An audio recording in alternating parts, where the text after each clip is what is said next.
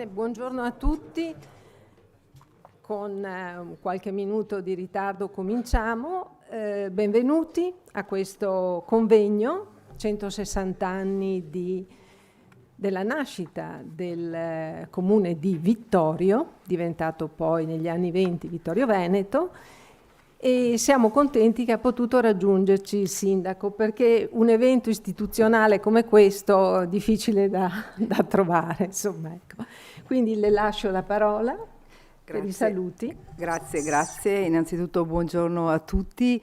Io ringrazio il Circolo Vittoriese di Ricerche Storiche e Silvia Della Colletta, la Presidente.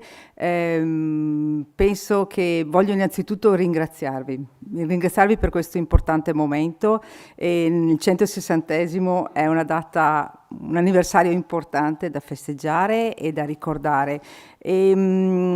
Venendo stavo anche riflettendo un po', cerchiamo sempre di andare un po' alle radici per cercare di trovare anche le motivazioni che poi hanno dato vita alla città di Vittorio Veneto e l'unione appunto di Ceneda e Serravalle, e stavo riflettendo che voglio dire, sono stati eventi storici che poi hanno praticamente fatto sì che i cittadini o chi all'epoca era titolato a farlo prendesse questa importante decisione, no? E quindi sono stati forse motivati anche, appunto, poi vedrete nel corso sicuramente del dibattito, da, ripeto, eventi storici che hanno fatto sì che ci fosse questa unione. Dico solo che all'epoca forse erano ancora più innovativi rispetto a oggi, no? Quindi sono stati dei precursori sull'unione della forza, no? Dal punto di vista amministrativo, e forse erano maturi i tempi per farlo, no? Sicuramente. Oggi vediamo che anche oggi viene richiesto dagli aspetti economici così, e sociali, l'unione dei comuni e delle città. Però ancora si fa fatica, diciamo, a digerire queste ipotesi di unioni dei comuni, e forse, ecco, mi sento di dire che all'epoca furono veramente all'avanguardia e innovativi.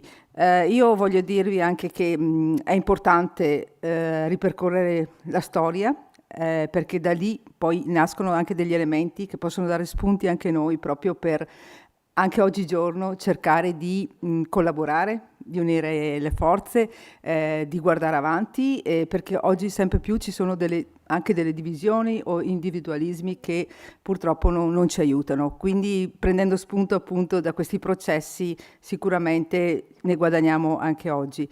Come amministrazione volevo solo dire che vorremmo anche noi provare in quest'anno a organizzare magari qualcosa di semplice, però è giusto, insomma, ricordare e dare anche merito a chi all'epoca fece questo importante passo, e non possiamo scordare la storia della città di Vittorio Veneto, che è una storia importantissima, oserei dire sia a livello regionale che nazionale che europeo, e quindi sono veramente fiera e orgogliosa di essere qui con voi oggi, e veramente grazie per tutto quello che fate. Grazie.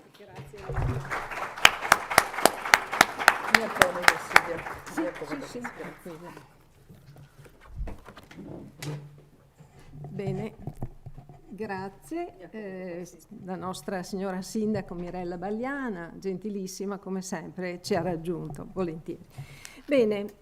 Una breve introduzione sul perché si uniscono i comuni. Innanzitutto per ridurre i costi amministrativi, ottimizzare la gestione dei servizi, e bisogna dire che intenti simili hanno promosso l'unione, la fusione al tempo dei due comuni nel 1866. Non era un'idea del tutto nuova, perché ne era presente già da circa 60 anni l'idea dell'unione, e aveva visto un precedente nell'unione di Ceneda con San Giacomo di Veglia del 1845. C'era già questa idea.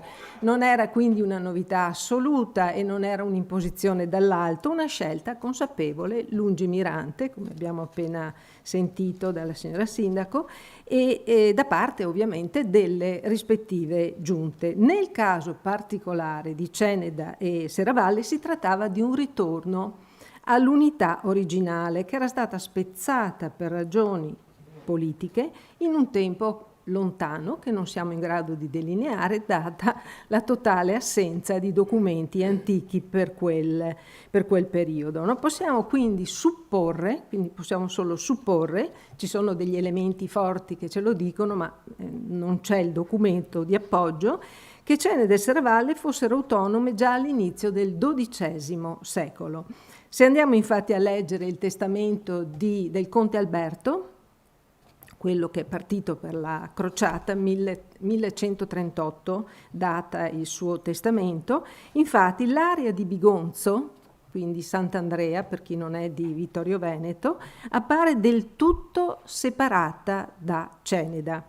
Mentre Serravalle, che al tempo non esisteva, perché di Serravalle si comincia a parlare dal 1169, quindi a quella data, la data del testamento del conte Alberto non è nominata perché non esiste.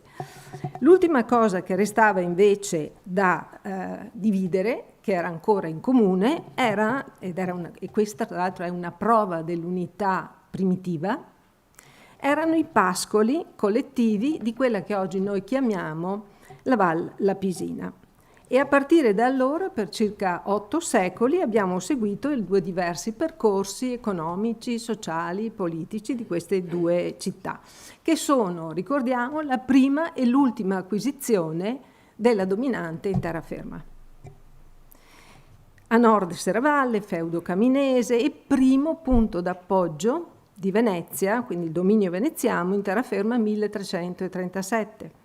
Florido mercato sulla strada per l'Alemagna, perché allora no, era l'Alemagna, centro proto-industriale caratterizzata da una forte immigrazione qualificata, e questo è il segreto, la qualifica. Arrivavano lapicidi, arrivavano pittori, arrivavano carpentieri, arrivavano questi proto-industriali, però arrivavano con un mestiere. E questa è stata la ricchezza della città di Serravalle. A sud Ceneda, sede contea vescovile, però ecco, ultimo acquisto di Venezia in terraferma 1768. Qui la scarsità di industrie, di mercati, causa una stagnazione, questo si conosce, insomma, economica soprattutto, che induce i vescovi ad attirare da Conegliano i prestatori e imprenditori ebrei, quelli che poi una volta a Ceneda prenderanno il cognome di Conegliano. E addirittura per incentivare questo arrivo concede loro la proprietà immobiliare, che sapete invece era proibita agli ebrei dal 1430 dalla nobiltà, dalla dominante. In tutto il territorio della Serenissima gli ebrei non potevano avere proprietà immobiliare da quella data, 1430, mentre qui Ceneda non faceva parte dei territori della Serenissima, c'era un giurisdicente e lui concede la proprietà immobiliare. Quindi questo, diciamo, insieme ad altre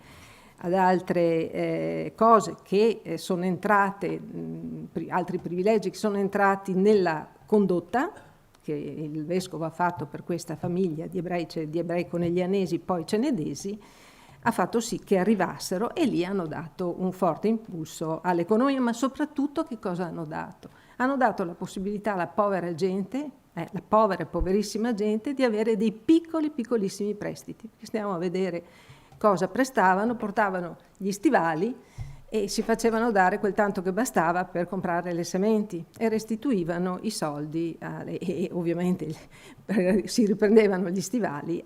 Tipicamente era San Martino come data di restituzione. Arriviamo all'Ottocento, dopo la disastrosa parentesi delle guerre napoleoniche, la situazione locale cambia, soprattutto economicamente. Abbiamo l'apertura da parte del governo austriaco della grande strada d'Alemagna, che dà un impulso notevole ai traffici.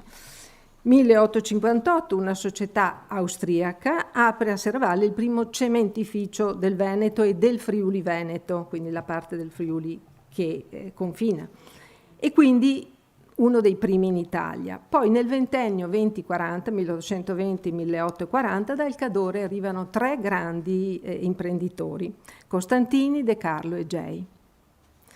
Ceneda, l'economia locale quindi inizia a svilupparsi, poi nel 1811 arrivano dalla Baviera gli imprenditori gentili, che di lì a poco saranno imprenditori a tutto campo, perché intraprendono in diversi settori merceologici.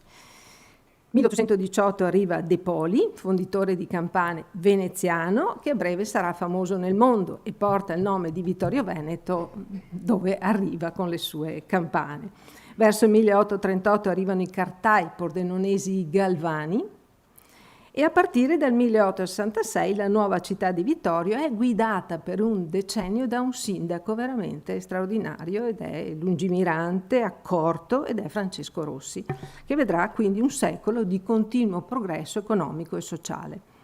1873 viene fondato l'Osservatorio Bacologico, l'Osservatorio e Istituto Bacologico, perché c'era anche l'istituto. 1889 arriva la ferrovia.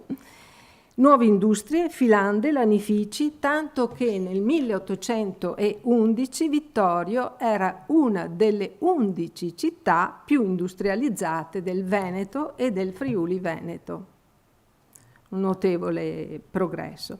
E questa è la città che ci ha consegnato quello che abbiamo oggi, frutto di una scelta difficile, senz'altro, ma sentita di 160 anni fa, e una spinta anche collettiva di coloro che ci abitavano, indigeni e immigrati qualificati. Ecco, questo è il segreto, uniti ovviamente verso un futuro migliore. Detto questo, passo a ringraziare. Prima di tutti ringrazio i relatori. Senza il loro qualificato e generoso lavoro questi convegni non si potrebbero realizzare. Ringrazio l'amministrazione di Vittorio Veneto per il sostegno e la vicinanza alla nostra associazione e la presenza. Ringrazio il direttivo e i soci del Circolo Vittoriese di Ricerche Storiche per la loro disponibilità e indispensabile presenza ancora una volta. Infine ringrazio il personale delle biblioteche e degli archivi di Vittorio Veneto per la gentilezza, per la professionalità che ci consente di accedere a quel ricco patrimonio di storia che è conservato appunto in questi enti. Detto questo vi ringrazio, annuncio che ci sono 2 relatori in meno per questioni, diciamo, problemi, chiamiamoli tecnici, poi saranno loro a dire se vogliono il perché. Comunque due relatori in meno, che sono il professor Trampus e il dottor Della Giustina. Però recuperiamo il tutto quando avremo gli atti, perché negli atti ovviamente i loro lavori ci sono e nella presentazione degli atti saranno qui con noi. Moderatrice oggi sarà la dottoressa Fiorella Botteon, che ringrazio, e direi che apriamo così il convegno. Grazie.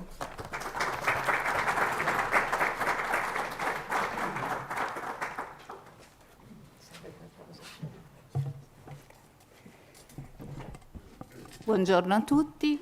Innanzitutto invito il dottor Gusso.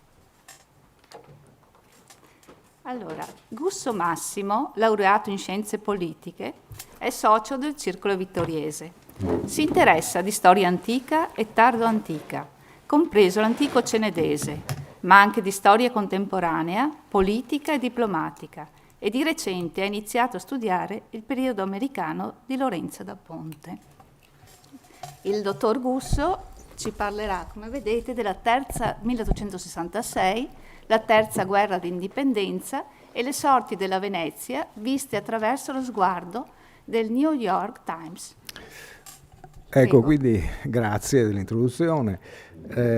Qui facciamo un salto, quindi cerchiamo di vedere come nel resto del mondo, un mondo che allora era veramente separato, una specie di mondo lunare, come questo mondo è riuscito a guardare quel che accadeva, ovviamente non tanto a Ceneda e a Serravalle, ma nel Veneto, in questa vicenda fondamentale che è la guerra del 1866. E quindi parlerò dell'attenzione che gli Stati Uniti e uno dei loro più importanti quotidiani posero su questa guerra europea, che noi invece in una lettura inevitabilmente autoreferenziale e italocentrica denominiamo terza guerra d'indipendenza. Guardate che tutto il resto del mondo la chiama guerra austro-prussiana. Siamo solo noi che ci prendiamo questa specie di... anche con qualche ragione, insomma. È bene precisare che il New York Times seguì soprattutto le operazioni militari nell'area e siccome non ci sono stati eventi militari nell'area cenedese, non ci saranno specifiche menzioni di quest'area, mentre per dire l'area trentina anche i più piccoli villaggi dove passava Garibaldi sono riferiti, perché a parte la passione straordinaria del New York Times per Garibaldi, ovviamente qualsiasi cosa che faceva il generale era importante. Ma comunque vedremo che un filo rosso con Ceneda in qualche modo si potrà trovare più avanti. Quindi, insomma, riguarda il mio intervento il respiro internazionale, persino globale, che il conflitto europeo del 66 ebbe proprio nella stampa americana. Il Veneto nel 1866 con la chiamavano così loro, la chiamavano Seven Weeks War, la guerra delle 7 settimane, in base a questo libro, un instant book diremmo adesso, no? Uscito, una roba di 800 pagine, uscito nel 1867 a cura di questo signore, Hosier, che era l'attaché militare britannico a Berlino e che quindi come osservatore militare seguì la guerra. Per inciso, la figlia di questo signore diventa la moglie di Churchill, era il suocero di Churchill dopo, più avanti. Insomma, ecco. Ecco, questo signore dà questo nome alla guerra, così come noi, per esempio, adesso diciamo guerra dei 6 giorni, guerra dei 12 giorni, dei 30 anni, cioè, solo che questo nome a noi non dice nulla, ma lo si ritrova invece molto spesso, la guerra delle 7 settimane, che dà anche un'idea molto limpida della brevità, insomma, del conflitto. E diciamo che lui riuscì ad attingere, cioè lui fu l'autore, ma riuscì anche a attingere al materiale del Times di Londra, a cui a sua volta anche il New York Times attinse. Dunque, il giornale di New York mostrò una grande simpatia per il processo risorgimentale, per Cavour, Garibaldi e soprattutto per un politico abbastanza dimenticato in Italia che è Bettino Ricasoli, che venne identificato come il successore di Cavour, anche il successore poi mancato, perché poi successe nel 61 a Cavour, ma poi ebbe un varco in cui restò fuori dai giochi, però rientrò proprio in occasione di questa vicenda.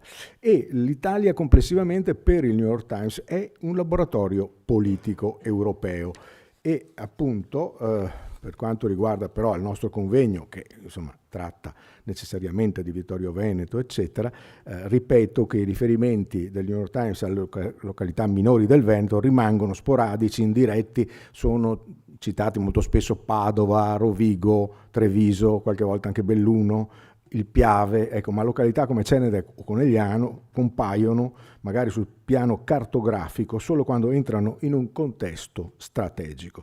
Treviso in particolare si fa notare come nodo tra Venezia e la linea del Piave.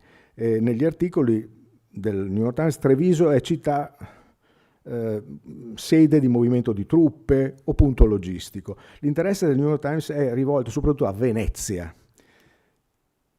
simbolo politico, a Verona, fortezza militare, al Quadrilatero, a Custozza, Lissa ovviamente, eccetera, e anche come ho detto prima, alle località trentine. Vi faccio vedere uno stralcio di una pianta che dopo vedremo in particolare, che compare in prima pagina il 18, molto più grande, l'intero Veneto, compare in prima pagina sul New York Times. Questi lettori di New York il 18 di luglio, scusate, vedono sul New York Times una pianta del Veneto, ecco, si trovano, è scritta abbastanza bene, anche insomma non ci sono gravi errori, insomma. Ecco, però ecco, per darvi un'idea, ecco, in questi casi vedete anche località piccole come questo e sostanzialmente servono un po' a riempire la mappa. Il Veneto oppure la Venezia, Venetia, come dicono loro, che è un termine più ampio del Veneto, perché Venetia significa anche Mantova, un po' di Friuli, ecco, insomma, è un concetto diverso, però loro tendono a usare questo Venetia, questa Venetia, per indicare questo territorio. Ma veniamo al filo rosso cenedese, che in qualche modo possiamo almeno sentimentalmente trovare. Possiamo legare questa dimensione globale della crisi del 66 alla nostra realtà veneta attraverso un diplomatico americano, George Perkins Marsh, che è ministro degli Stati Uniti, l'ambasciatore diremmo adesso, presso il Regno d'Italia dal 61. Lui giunge a Torino il giorno dopo che muore Cavour, è nominato da Lincoln, non a caso, questo politico del Vermont, già ambasciatore altrove, eccetera, ma viene scelto perché sa l'italiano. Teniamo presente anche questo fatto. Perché lui fu in rapporto con Lorenzo da Ponte, non fu esattamente un allievo, fu piuttosto un autodidatta dell'italiano che fu in contatto con da Ponte. Vedete sulla destra ho preso un pezzettino di una lettera di Marsh del 39, dove dice, vedete, from old Mr. da Ponte, scritto tutto attaccato come facevano gli americani, cioè lui ricorda un suggerimento che gli diede da Ponte a proposito di una particolarità linguistica dell'italiano, ecco, insomma, per cui c'era questo legame fin dal 1834, se non ricordo, scusate, 24 con Marx, quindi quando era molto giovane, eccetera. E quindi questo signore che sa l'italiano, che fa l'ambasciatore a Firenze, la capitale è a Firenze dall'anno prima, conosce perfettamente da Ponte, e da Ponte fa della sua appartenenza, della sua provenienza cenedese, una estensione stessa del nome. Vedete, Memorie di Lorenzo da Ponte, da Ceneda. Quindi tutti quelli che avevano a che fare con questi libri legavano automaticamente la parola Ceneda con da Ponte. Il legame viene a assumere, quindi con Marsh, viene a assumere un significato particolare anche per il fatto che Lorenzo da Ponte, da Ceneda, aveva già contribuito precocemente a introdurre negli Stati Uniti una prima consapevolezza della più generale questione italiana. Questa è una cosa poco nota, insomma.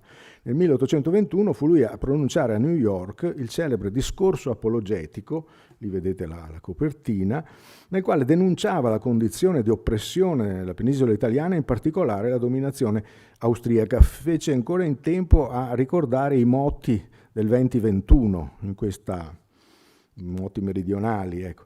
Alcuni studiosi hanno interpretato questo testo come una anticipatrice espressione di sensibilità pre-risorgimentale, ma tra coloro che furono profondamente colpiti dalla passione italiana di Lorenzo da Ponte, vi fu un suo allievo, William Cullen Bryant, che è un personaggio molto importante. Pensate che a New York c'è addirittura un mausoleo, un parco a lui dedicato, uno dei più grandi poeti americani, che però era anche il direttore del New York Evening Post, poi solo Evening Post, vedete sulla destra le testate, lo vedete tra gli anni 20 e gli anni 65, insomma il personaggio,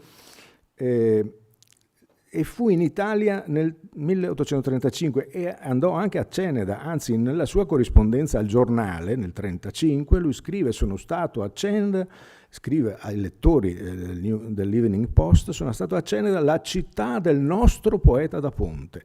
Cioè voi capite che c'erano dei legami anche particolari con questi personaggi, e non a caso Bryant descrive una Venezia desolata nel 1935. Lui usa delle espressioni che sono abbastanza simili a quelle che lo stesso Da Ponte scriverà proprio nel discorso apologetico a proposito di Venezia, cioè la dominazione austriaca priva Venezia, almeno stiamo parlando del 1935, della sua forza economica, trasferendo a Trieste tutti i benefici portuali, eccetera, eccetera. Ma la cosa che colpisce di più è il ritrovamento che fa Bryant all'arsenale di Venezia di 2 navi austriache ormeggiate che lui, siamo nel 1935, a Venezia nell'arsenale, bene, lui ha visto queste 2 stesse navi a New York qualche mese prima, mentre trasportavano deportati polacchi cacciati da una delle tante insurrezioni della Polonia, quindi austriaca, cacciati e portati negli Stati Uniti, dove il Congresso destinerà loro proprio delle terre in Illinois, per dire. Quindi c'è questo legame anche abbastanza singolare, abbastanza interessante, importante. Bene, lui tornerà piuttosto spesso in Italia e a Venezia, dopo aver incontrato Garibaldi nel 1951 a New York, e tornerà, prima era tornato già nel 1945, poi nel 1958 e poi nell'aprile del 1967, perché va a vedere Venezia finalmente tornata in Italia. Quindi ci sono questi legami, ed era ovviamente amico di Marsh, che lui chiama sempre il professor Marsh, perché anche Bryant ovviamente sapeva l'italiano, ma lui da allievo di Da Ponte, anzi scriveva spessissimo in italiano alla figlia, che era poliglotta. Molto interessante questa cosa, e rivedrà Marsh appunto nel 67, e come rivedrà anche Garibaldi nel 67 a Firenze. Ecco, diciamo che in qualche modo tutti questi piccoli, ovviamente sono, ripeto, li ho chiamati legami sentimentali che possiamo darci, che però legano in qualche modo cene da New York e certa colta intelligenza americana con la questione italiana. Ecco, è importante scoprire questi canali culturali, linguistici e politici e della memoria che collegano idealmente questo piccolo territorio al più colto e attento sguardo americano. Questa è anche una storia giornalistica, una storia di mezzi di produzione dell'informazione, perché siamo alla vigilia della stesura del cavo telegrafico transatlantico, lì vedete la mappa, vedete un po' di dati, eccetera, che entrerà in funzione verso la fine, gli ultimi periodi, gli ultimi giorni di questa guerra, in cui vedremo che il New York Times parte da una distanza di una quindicina di giorni dai fatti che racconta al momento in cui li può raccontare, al momento in cui, verso la fine, quando c'è l'armistizio per esempio di Cormons, in cui viene pubblicato il telegramma del giorno prima. Insomma, quindi questa è anche una storia, perché sta cambiando tutto nel mondo. Siamo in una fase di sviluppo in cui anche il positivismo aiuta, insomma, a far credere sempre in un progresso. Eccoci qua. Dobbiamo dire ancora qualcosa. Metto questi 2 libri che hanno come sfondo integratore il Conte di Cavour. Da una parte c'è l'epoca di Cavour e Lincoln, dall'altra Cavour e Bismarck. Perché cito queste cose? Perché sono elementi che fanno capire che il risorgimento italiano è stato non tanto la matrice, ma insomma è stato un elemento in cui confrontare al lato pratico di come si poteva creare l'unità di una nazione.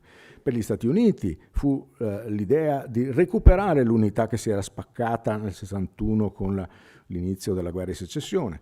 Dall'altra parte, con Bismarck, quello di invece fare un po' come il Piemonte, cioè far diventare la Prussia l'entità aggregatrice degli stati germanici, che erano ben 39, gli stati germanici della Confederazione erano 39, quindi era frammentata ben più che l'Italia. Ecco, nelle pagine del New York Times questo evento, soprattutto quello americano, cioè l'idea che gli Stati Uniti si immaginano di aver appena recuperato l'unità, perché la guerra finisce nel 65, ma solo il 3 aprile del 66 viene dichiarato chiuso lo stato di guerra negli Stati Uniti.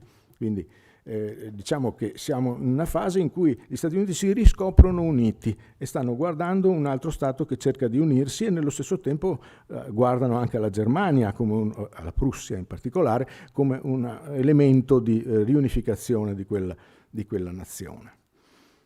E il testimone di tutto questo questa è la sede del giornale in quei tempi, il New York Times, dove il flusso di notizie proveniente dall'Italia tra similitudini nei processi, perché per esempio un legame che si trova abbastanza spesso è quello tra Washington e Garibaldi, cioè i fondatori della nazione, cioè gli unificatori che sono dei militari e che sono capaci però di diventare anche dei politici. Ovviamente il New York Times ha uno sguardo necessariamente da lontano, non è che vede i dettagli, ma individua nel conte di Cavour, e qui vedete l'editoriale In morte di Cavour, il personaggio che ha prodotto, che è riuscito a portare l'Italia dove l'ha portata, ed è un dramma, e descrive come un dramma la sua morte, salvo recuperare qualche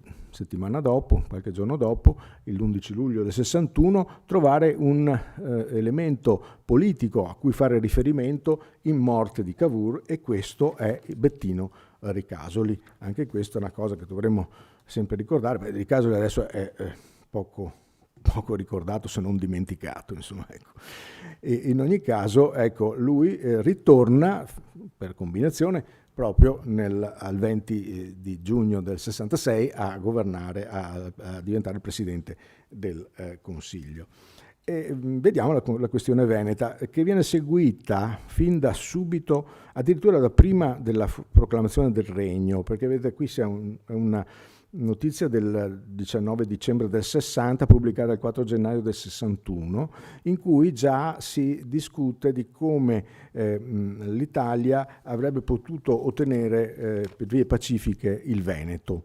Quindi l'idea che appunto il Veneto debba diventare subito più presto possibile italiano sorge già nel momento in cui ancora il Regno d'Italia, che è del 17 marzo del 61, ancora non aveva la possibilità di fare. E poi nel 63 viene seguito anche tutta la vicenda un po' cervellotica in cui l'Italia cercò di fare una specie di nuova Crimea per punire la Russia dalla repressione feroce contro l'insurrezione polacca del 63 e creare una guerra per creare uno Stato polacco e risarcire in qualche modo l'Austria di terre che avrebbe perso con i principati danubiani e ricavare il Veneto come partecipazione alla guerra, così come appunto per questo l'ho chiamata una specie di Crimea. Ma tutto questo, che alla fine si rivelò abbastanza cervellotico, non ebbe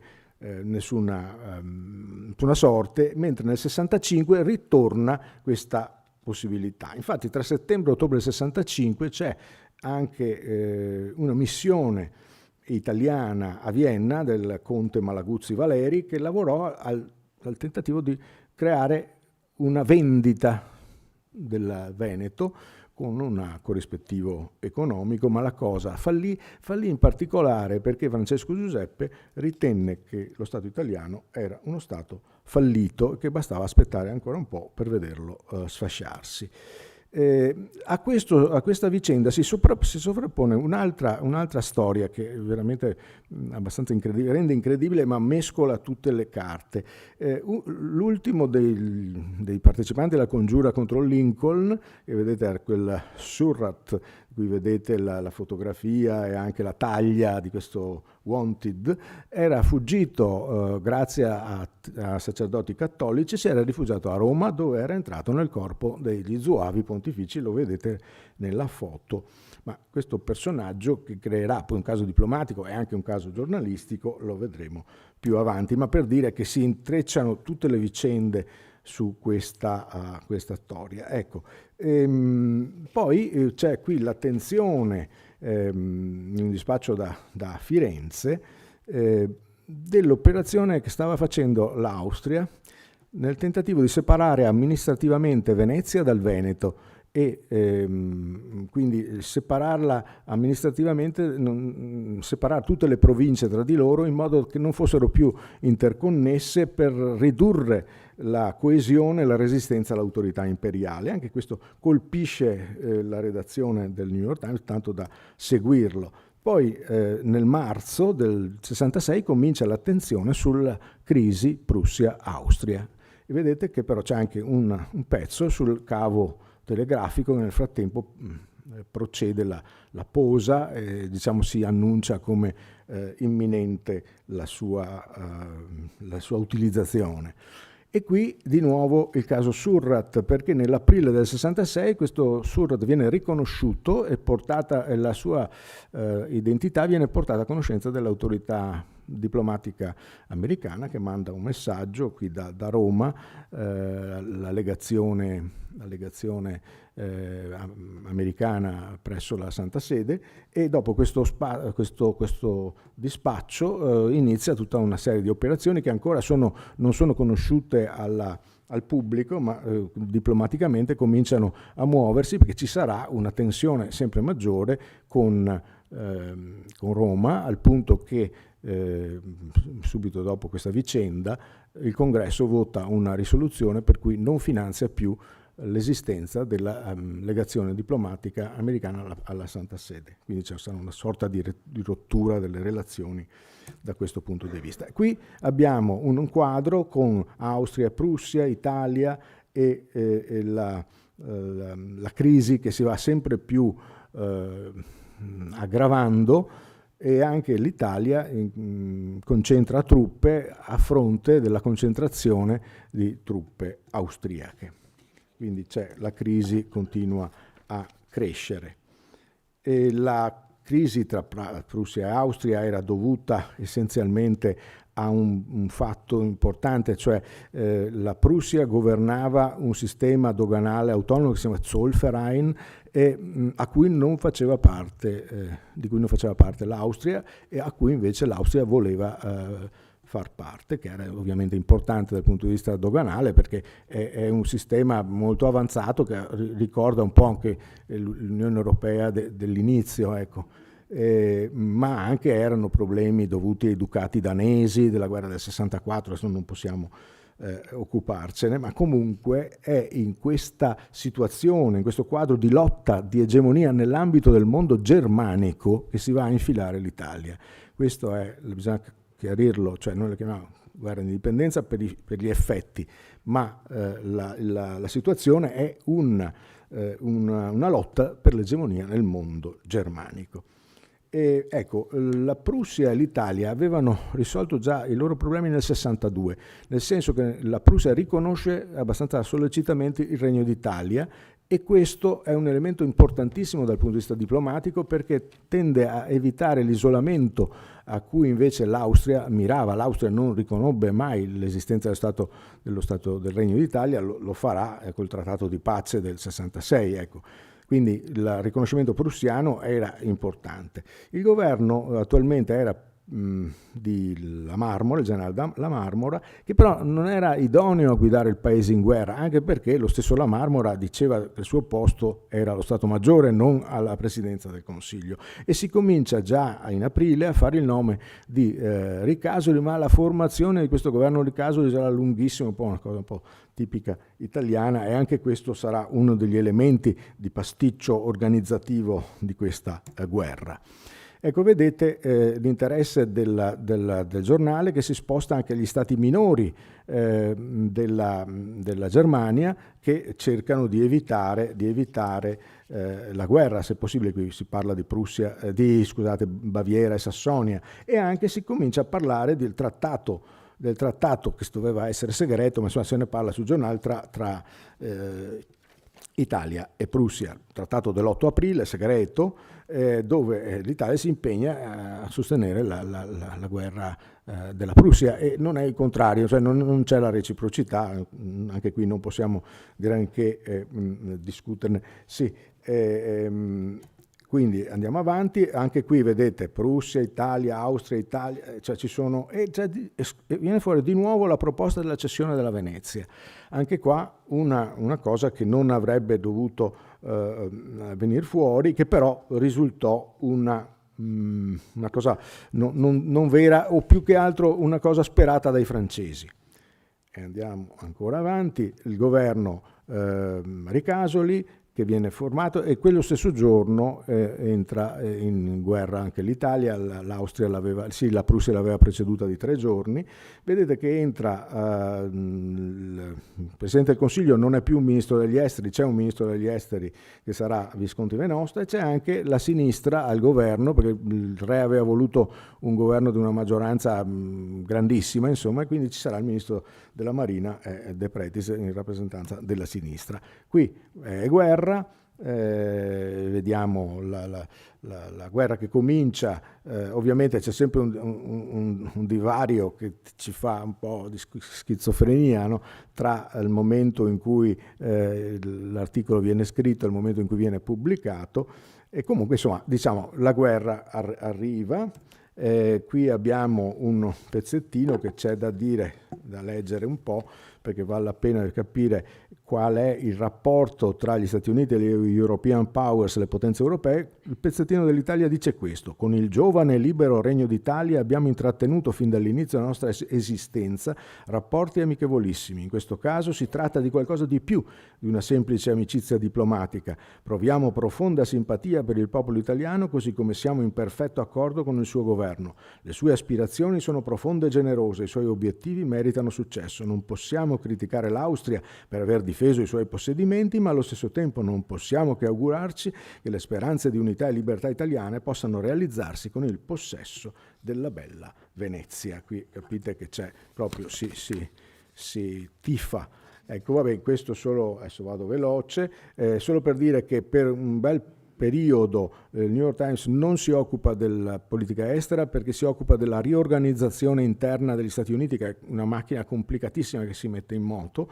Torna a parlarne con tutta la prima pagina, del The War in Europe, e questa paradossalmente è la data della battaglia di Sadova, che ovviamente ancora gli Stati Uniti non conoscono. Qui abbiamo la battaglia di Custozza, ovviamente sempre in ritardo. Ho messo anche il pezzettino della Gazzetta Ufficiale italiana che dice la parola del re. Questa battaglia non fu né perduta né guadagnata. Vabbè, insomma, gli americani sono un po' perplessi per come si è comportato l'esercito italiano a Custozza, ma insomma comunque la prendono con filosofia. Ecco, pubblicano anche lo stato di guerra, vedete la cartina con la Custozza, perché è sempre scritto con 2 Z, la vedete, questi in prima pagina comprano il giornale, hanno il Theatre of the War in Italy, quindi veramente seguono con passione questa vicenda.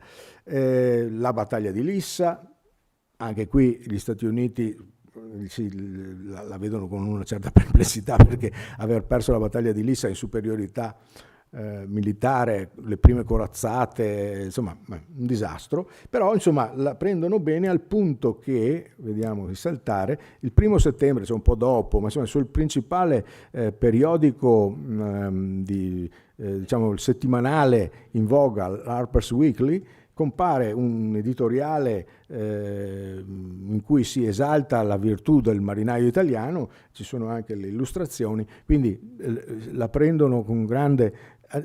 hanno perso, ma sono stati valorosissimi.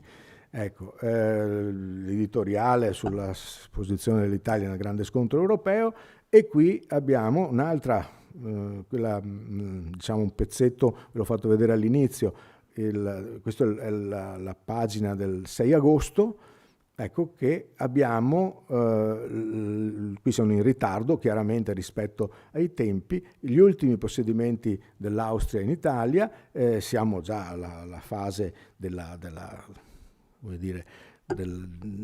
vigilia dell'armistizio, però qui le notizie con un certo ritardo, ma si parla già di un armistizio favorevole all'Italia, non sarà così.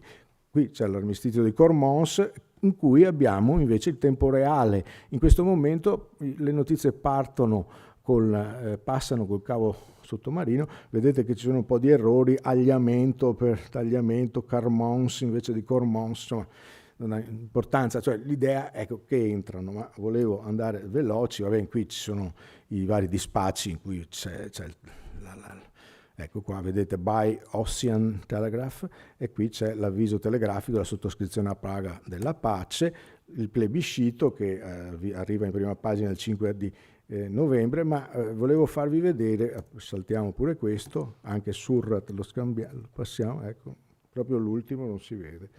Ah, clamoroso questo, ma insomma pazienza. Dunque vediamo di tornare indietro, se si potesse tornare indietro, non so come si fa. Ah sì, questo. Vabbè, non si vede. Comunque l'ultimo dispaccio, che qui clamorosamente non si vede, è del 73, quindi per qualche anno dopo, e si riferisce al terremoto dell'Alpago che colpisce San Pietro di Feletto, e vedete che un dispaccio da Treviso riferisce che a Feletto, vicino a Conegliano, circa 35 miglia a nord di Venezia, una chiesa venne distrutta dal terremoto e 4 villaggi vicino a Vittoria, ecco questo qui, in realtà è Vittorio, 14 persone sono state uccise e diverse ferite, in realtà saranno 38 i morti. Comunque questa è la prima apparizione, anche se si chiama Vittoria, del comune di Vittorio, non ancora Veneto, nel giornale, e con questo io chiuderei la mia... Ok, non so qui come si fa. Grazie al dottor Gusso. Invito il dottor Fattorel, prego. Fattorel Lorenzo, architetto e design, intreccia ricerca, progetto e divulgazione al fine di valorizzare il patrimonio culturale, comunitario, materiale ed immateriale. Allora, oggi il dottor Fattorel ci parlerà degli aspetti urbani dei comuni di Ceneda e Serravalle, 1797-1866. Prego. Grazie.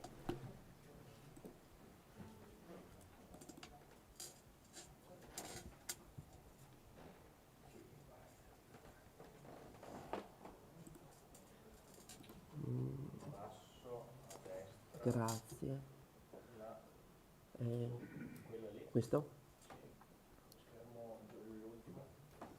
Perfetto, grazie. Buongiorno a tutti. Innanzitutto spendo 2 parole che sono poche ma dovute.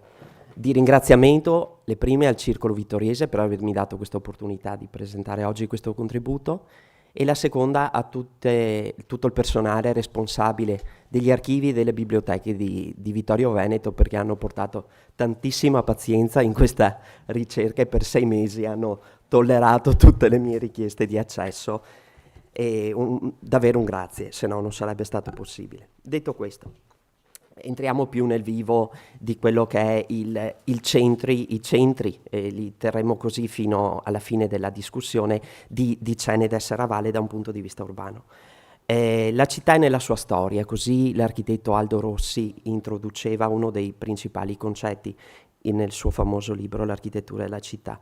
Il territorio di Ceneda e Serravalle, oggi Vittorio Veneto, si presenta come un palinsesto, anche qui citiamo il geografo Eugenio Turri, in cui ogni epoca ha lasciato delle tracce. Leggere tali segni significa restituire al paesaggio la sua dimensione storica e al contempo offrire strumenti di consapevolezza per il presente. Da un lato Ceneda, come è stato detto prima dalla Presidente, è sede vescovile, connotata da una dimensione ecclesiastica e istituzionale, dall'altro Serravalle, feudale e mercantile. 2 polarità complementari e al tempo stesso competitive, 2 centri che per secoli vissero disgiunti, nonostante i ripetuti tentativi di unificazione, ma che attraverso la tensione, la promiscuità, le confusioni, la costituzione di una centralità in chiave modernista, come vedremo più avanti, alimentarono una proficua vitalità economica e culturale. Le trasformazioni infrastrutturali e amministrative finirono per rendere tale separazione sempre meno funzionale e giustificata. Lo studio, che è stato portato avanti, analizza alcune trasformazioni che hanno interessato i centri urbani di Ceneda e Serravalle, appunto tra la fine del XVIII secolo e la nascita di Vittorio Veneto. La nascita, scusate, di Vittorio. L'utilizzo dei catasti storici e delle altre risorse archivistiche ha costituito il fondamento metodologico per un'interpretazione dinamica del paesaggio e della morfologia urbana, intesi quali espressioni materiali della vita collettiva. Ecco qui, si vede, purtroppo con i bianchi un po'. Nel 1600, da queste due immagini si può notare come, appunto dicevo, il nucleo centrale urbano di Ceneda, mi sono limitato appunto al centro urbano perché se lo andassimo a vedere nelle varie connotazioni avremmo un territorio molto poi ampio, soprattutto per Serravalle estendendosi per la Valle Apisina, per cui il focus è stato nel centro urbano, come il centro urbano di Ceneda. Queste sono le mappe napoleoniche. 1811, la fine del rilievo. Grazie. Si concentrino attorno ad alcune piazze principali, mentre soprattutto quella del Duomo e soprattutto quella dei Frati, mentre per quanto riguarda il centro urbano di Serravalle si sviluppa lungo un segmento in cui dei punti che possiamo definire dei poli determinano quelli che sono i capolinea di quello che potremmo definire anche uno tra i primi corridori europei che oggigiorno sono tanto citati. Nel 1621, faccio un piccolo salto indietro, nel 1621 Giorgio Graziani ci regala quello che potremmo considerare il primo contributo volto al dipingere il paesaggio cenedese. Qualche parte sarà poi citata all'interno del contributo scritto. Parimenti, per quanto riguarda Serravalle, la prima descrizione del paesaggio sarà ad opera di Leandro Alberti. Infine, l'ultima, a chiusura, pochi anni prima dell'unificazione in Vittorio, Giovanni Battista Alvise Semenzi descriverà lui stesso il paesaggio del distretto, perché a questo punto si sta parlando di un altro accentramento da un punto di vista amministrativo. Il susseguirsi delle dominazioni francesi e austriache introdurrà una profonda riorganizzazione sistemica, fondata sui criteri di razionalizzazione amministrativa, gerarchica e accentratrice. Parallelamente le dominanti straniere interverranno su elementi centrali della vita sociale, influenzando così gli equilibri urbani. Mi viene da citare l'architetto Posocco quando, con la metafora della ragnatela, cita il fatto che toccando un filo tutto il sistema si muove, per cui questa ricerca che si centra sull'analisi urbana, appunto, non ha potuto fare a meno di considerare tutti quegli altri aspetti che, essendo stati toccati, hanno giocoforza influenzato lo sviluppo urbano inteso come fisico della città.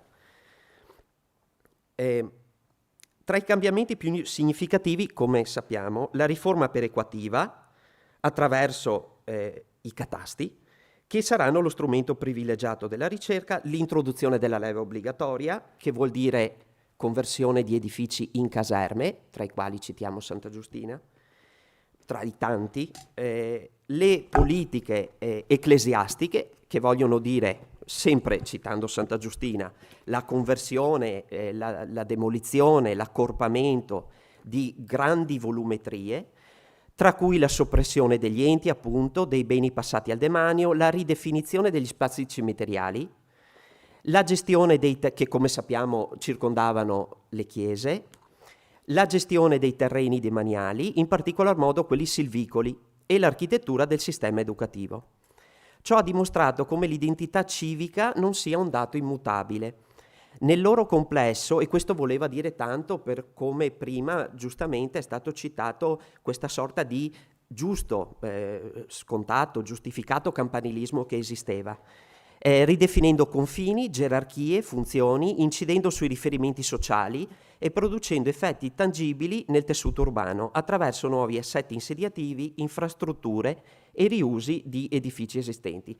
Queste sono altre due immagini evocative, sono fotografie storiche di qualche decennio successivo all'unità di Vittorio Veneto, ma in un qualche modo servivano per aiutare il lettore anche a collegare su quello che poteva essere quasi l'ambiente, per cui la definizione come prima di 2 paesaggi, poi vedremo anche nelle descrizioni qualcosa di più dal punto di vista agrario, dello sfruttamento agrario, e le 2 piazze che si vengono a costituire e si vengono nel tempo a modificare. Qua siamo già nell'ultima parte delle modifiche di Piazza del Duomo, cosiddetta. Va detto che i dati, il catasto, come dicevo, non si limita solo a registrare i dati fondiari, costituendo una fonte capace di riflettere le logiche amministrative, fiscali e politiche che ne hanno guidato l'organizzazione e che sono servite a razionalizzare le risorse pecuniarie e i poteri regolatori, ma restituisce una rappresentazione complessa e strutturata dello spazio, nel momento stesso in cui viene misurato. Una misura che in un qualche modo è sempre soggettiva e che metteva in considerazione vari equilibri, soprattutto economici, e diventava di conseguenza oggetto di governo, per cui attraverso la definizione del catasto io ero in grado di regolare vari equilibri, soprattutto dal punto di vista fiscale.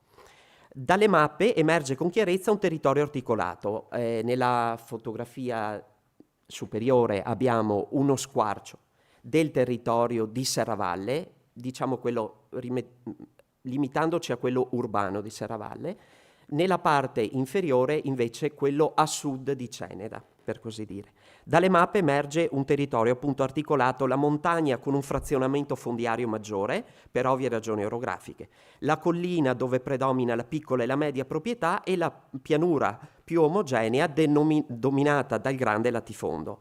Dal latifondo e dalla centuriazione che qui emerge da un punto di vista agrario, poi vedremo anche da un punto di vista infrastrutturale come è stato ampiamente documentato. Borghi e colmelli quali cellule insediative persistenti, il sistema idrografico che funge da confine, da infrastruttura naturale e propagine produttiva, e la rete viaria sviluppata sulla sua matrice, poiché, sempre citando Rossi, la città nasce in un dato luogo, ma è la strada che la mantiene viva. Va quindi detto che, sempre attraverso lo studio delle mappe, i dati presenti sui catasti napoleonici, mappe e sommarioni, li definiamo napoleonici anche se poi sappiamo sono iniziate sotto il dominio francese per poi essere stati conclusi solamente sotto la dominante austriaca, limitati temporalmente solo a un'annualità, come dicevo nel 1811, consentono una significativa correttezza e permettono un'analisi e un confronto agevole tra i comuni. Invece il successivo rilievo austriaco, che viene chiamato anche questo censo stabile, inizierà e si concluderà in un arco temporale più ampio, dal 46 al 59, e sarà la base per quello che sarà il censo stabile attivato o catasto austro-italico, fatto in epoca successiva, venendo progressivamente aggiornato. Questa cosa è stata un po' una limitazione, perché mentre i dati nel censo napoleonico, essendo limitati all'811, appunto permettevano di dire questo esisteva a Ceneda, questo a Serravalle, facciamo un confronto, consultare tutto il materiale, mappe e sommarioni dell'austriaco voleva dire iniziare ad interpretare ciò che c'era in un arco temporale più ampio e soprattutto sulle mappe che sono state modificate poi fino al 1920, per cui bisognava leggere la singola particella sul sommarione per capire se faceva parte di un qualcosa costruito dopo l'unità di Vittorio o precedente. Il tessuto urbano del costruito, lo vediamo qua in piccolino, sarà più leggibile nella pubblicazione.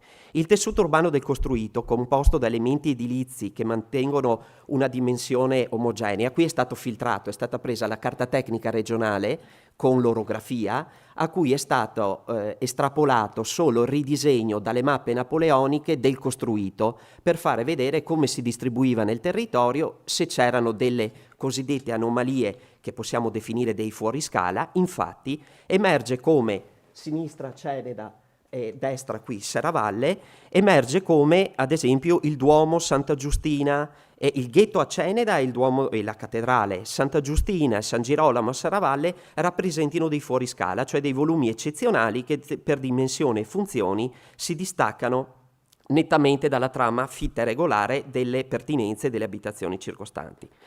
Emerge nella foto di sinistra, invece, sempre sulla base della carta tecnica regionale, è stata ridisegnata la viabilità, sempre partendo dalle mappe napoleoniche, tenendo anche però l'infrastruttura naturale, che è fondamentale quanto quella realizzata dall'uomo, e si nota come emergano sia le piazze, che sono quelle aree più nere, sia come l'asse principale, questo corridoio europeo nord-sud che collega Venezia, i mercati della Germania e tutte le tappe intermedie, passi, come dicevo prima, attraverso la Piazza dei Frati, che poi nei vari periodi successivi, per questioni giuste di traffico e di viabilità, avendo perso questa possibilità di connettere Piazza del Duomo con la parte est di Ceneda e poi con Serravalle, arrivando fino al Meschio, ha perso un po' quella funzione di vero baricentro di snodo nella comunicazione est-ovest e nord-sud.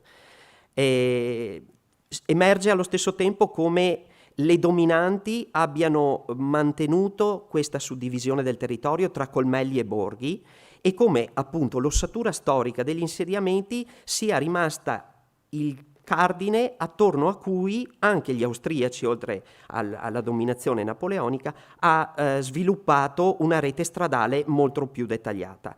Mentre il catasto napoleonico, si trovano anche qui delle differenze, mentre il catasto napoleonico ha fotografato il territorio con una visione d'insieme, quella austriaco si è più incentrato sullo sviluppo urbano, che poi ha determinato anche quello che è stato lo sviluppo proto-industriale. Lo dimostra l'esplosione delle strade censite, lo vedremo, ecco qui, alcuni dati estrapolati dalle tabelle, dove si è riuscito, come dicevo prima in quello napoleonico, a fare esattamente un confronto tra superficie del territorio, quanta superficie era destinata all'uso agricolo, cioè sulla totalità della superficie utile di Ceneda e di Serravalle, il 95 e il 98% di Serravalle era ad uso agricolo. Quello che io ho definito superficie a verde sarebbero i giardini, diciamo così, tutto ciò che non è agricolo ma è a verde, parchi, era molto marginale, un territorio molto più frammentato nella parte di Serravalle, circa 3 volte le particelle in Ceneda, perché l'orografia necessitava di questo, un numero di fabbricati praticamente quasi simile, in una superficie, poi nell'articolo troverete vari dettagli. E qui appunto anche l'uso del suolo sempre premia la descrizione molto accurata fatta nel primo catasto, dove ogni singola particella, a differenza di quello austriaco, non verrà determinata come pascolo, prato, orto, punto, ma si arriverà a dire boscato dolce, boscato misto, cespugliato, con rupi, framacini, sassoso, vitato. Questo vuol dire per oggi, come dire, il territorio è diventato molto più complicato da essere censito. È vero che poi la tecnologia aiuta da questo punto di vista, ma pensare che da un punto di vista di rilievo sul campo delle persone abbiano preso nell'arco di un anno temporale o 2 anni, abbiano percorso ogni singola particella, facendo una descrizione poi a mano e riportata, avendo l'accuratezza di dire esattamente ok, qui non è un boscato ma è un boscato ceduo forte, ma è un boscato ceduo misto, poi da questo punto di vista gli austriaci nel catasto successivo hanno detto no, questo a noi non interessa così tanto, teniamo buono, sintetizziamo, si saranno concentrati molto di più sulla viabilità, forse per esigenze di espansione. E poi altri aspetti. In questo contesto di profondo cambiamento e soprattutto sfruttando la presenza e l'energia cinetica dei corsi d'acqua, che non è poco, anche le arti meccaniche, oltre a quelle liberali, assumeranno un valore che va oltre l'economia, dipingendo un quadro urbano molto variopinto e che non è usuale trovare. Esse plasmano il paesaggio, determinano flussi di lavoro, attraggono manodopera, incidono sulla distribuzione della proprietà e contribuiscono alla formazione di una cittadinanza di impresa diffusa. Considerazione a quanto ad oggi siamo abituati con quello che è il fenomeno non recente, logicamente, delle placche industriali. Considerazioni sull'andamento demografico e la densità abitativa non sono state portate avanti per una spiegazione, pur potendo essere coerenti con il tema affrontato, perché i dati ad oggi pubblicati o reperibili in archivio fanno sempre riferimento a risultati di aggregazioni amministrative costantemente differenti, per cui non era possibile dire in un arco temporale lo sviluppo del centro urbano di Ceneda da un punto di vista demografico è stato questo parallelamente a Serravalle, perché di volta in volta i vari censi andavano a considerare un ingrandimento, una riduzione del territorio, per cui sarebbe diventato troppo opinabile la questione. Ritornando invece all'aspetto della cittadinanza diffusa, possiamo vedere, questo è il rilievo che tiene, e ci tengo a sottolinearlo, solo in considerazione i dati che sono derivati dai sommarioni, che è uno strumento governativo, non è uno strumento amministrativo del territorio, quindi soggetto a interpretazioni. Per cui è inusuale, perché se lo paragoniamo ad altri registri in archivio sugli esercenti, ad esempio, non troveremo le stesse cose.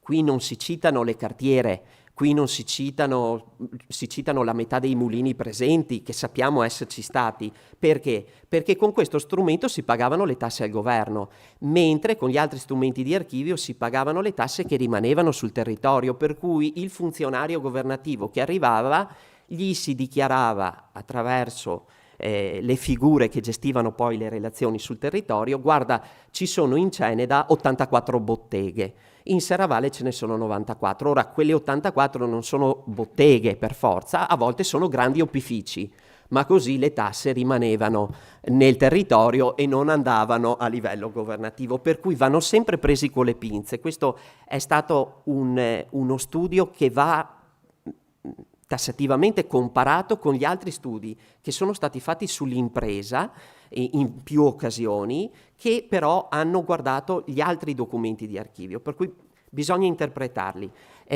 Case a uso massaro, casa a uso d'osteria, molto interessante, non esistevano le osterie, esistevano le case ad uso di osteria, fienili, folle da pani ad acqua, anche qui sottodimensionate, non ce n'era solamente una.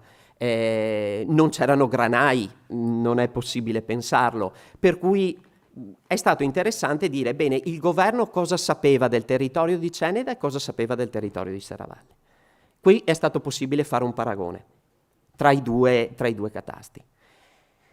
L'ultima parte dell'analisi ha riguardato invece quello che in questi 70 anni, escludiamo pure i primi 20 perché erano più dediti agli aspetti bellici che se non a costruire qualcosa sul territorio, quanti sono stati i principali progetti. Soprattutto il focus è stato dato sui progetti legati alla collettività. Ho escluso volutamente la costruzione di ville, già c'è stato spazio dedicato a questo. Sono solo progetti che riguardano la collettività perché mi sembrava interessante dato l'argomento. Sono gli anni del Risorgimento italiano, legato stilisticamente ai principi dell'École des Beaux-Arts parigina, che darà il via a significative trasformazioni economiche e sociali. Il tessuto urbano vedrà il consolidamento, comprovando come la URBS e la governance territoriale siano inscindibili dalla vita civile e dalla società in cui si manifestano. Questo è provato dal fatto che tutte le grandi trasformazioni del territorio sono state segnate dalla dominante che in quel momento, con le proprie idee, imponeva una certa visione di quella che doveva essere la società, il territorio, e di conseguenza trasformava materialmente ciò che oggi noi possiamo vedere passeggiando per la città. Questa è una sintesi dei 57 progetti che sono stati valutati in poche righe per questioni di brevità, realizzati con un fine di collettività nel territorio di Ceneda e Serravalle, senza voler fare una distinzione, perché la maggior parte era di supporto, iniziava già a essere di supporto per un servizio anche per l'altra parte. E nell'edilizia, ripeto, sintetizzo, nell'edilizia troviamo 9 interventi legati al sacro, all'edilizia del sacro, possono essere i cimiteri, le chiese, non le ho considerate private, le ho considerate un servizio che soprattutto in quegli anni era molto... c'era un grande feedback, chiamiamolo così, di relazione tra la Chiesa e il riscontro che questa aveva nella vita sociale. Culturali, purtroppo ne abbiamo solo 2, sono i 2 teatri. L'istruzione, parliamo delle scuole, socioassistenziale, le case di riposo. Istituzionale sono le ristrutturazione delle sedi comunali e altre, ad esempio la riattivazione del servizio postale. Industriali ne ho citata una sola, anche se privata, logicamente, ed è il cementificio, in quanto era legato profondamente allo sviluppo della rete viaria su ferrovia. E quello militare perché ho considerato la riconversione di Santa Giustina come caserma.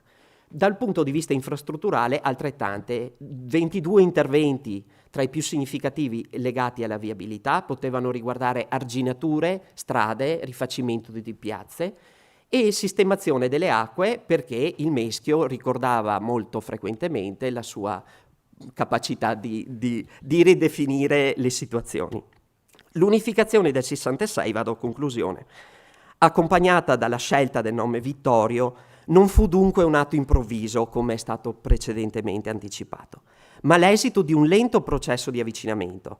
La nuova città ricomponeva finalmente i membri sparsi di un centro antico, come osservava Francesco Troyer, e inaugurava una stagione ulteriore di trasformazioni, che vedremo col prossimo intervento, orientate alla costruzione di una centralità moderna. E come un'architettura costruita nel tempo non è mai conclusa, ma continua a trasformarsi, proprio nella comprensione delle sue stratificazioni risiede la possibilità di orientarne il futuro con maggiore coscienza, riconoscendo nella memoria del territorio non un vincolo, bensì una risorsa. E vi ringrazio.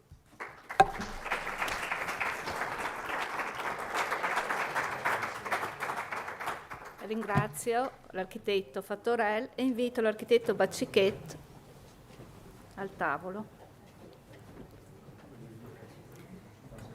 Baccichet Moreno è architetto e dottore di ricerca in storia dell'architettura e dell'urbanistica.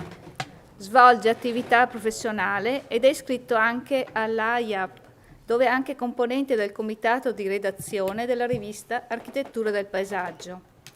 Oltre all'attività di progettazione paesaggistica e urbanistica, svolge dal 2000 una costante attività di didattica universitaria, come professore a contratto per le discipline urbanistiche IUAV.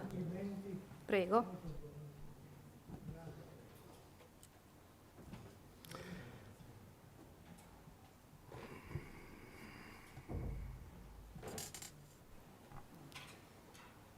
L'architetto Baccichet ci parlerà, come vedete, dell'urbanistica della futura città. Quanti di minuti ho a Vittorio? disposizione? 30.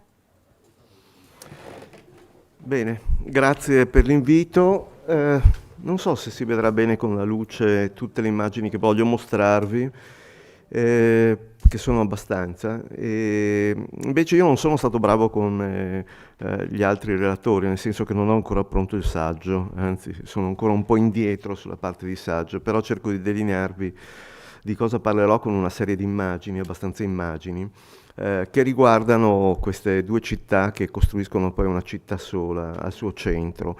Io credo che la città sia anche un portato di figure, oltre che di funzioni, e le 2 città che c'erano prima, Ceneda e Serravalle, hanno 2 figure completamente diverse, una chiusa dalle mura, una aperta e policentrica, dove le rappresentazioni molto spesso di Ceneda venivano centrate più sugli spazi della piazza che sui perimetri delle difese.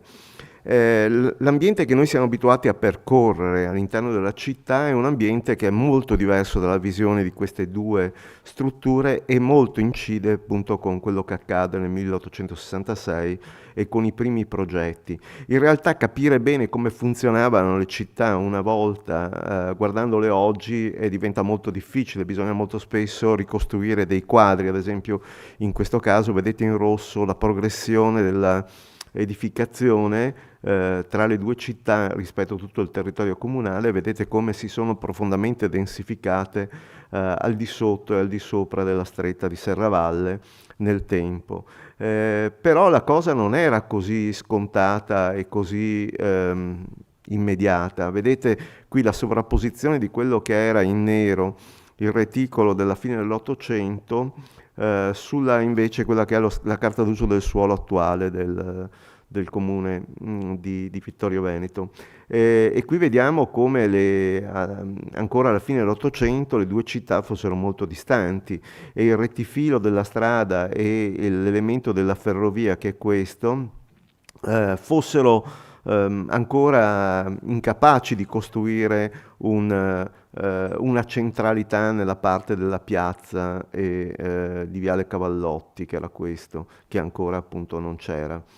E cercheremo di capire cosa accade e soprattutto con quali metodi accade. Io ho analizzato la storia di Vittorio Veneto in un saggio precedente su un range temporale molto più ampio, cioè da questo periodo, quindi dall'Ottocento, dal 1866 fino al 1955, che è il periodo in cui viene costruito il primo piano regolatore di Vittorio Veneto, quello che determina la gran parte di queste cose. Però non è che senza un piano regolatore non si costruiscono città o non si costruiscono tessuti, anzi viceversa, se ne costruiscono molti, e Vittorio Veneto è un esempio, ad esempio fino al 55, di come si proceda per progetti e non per piani.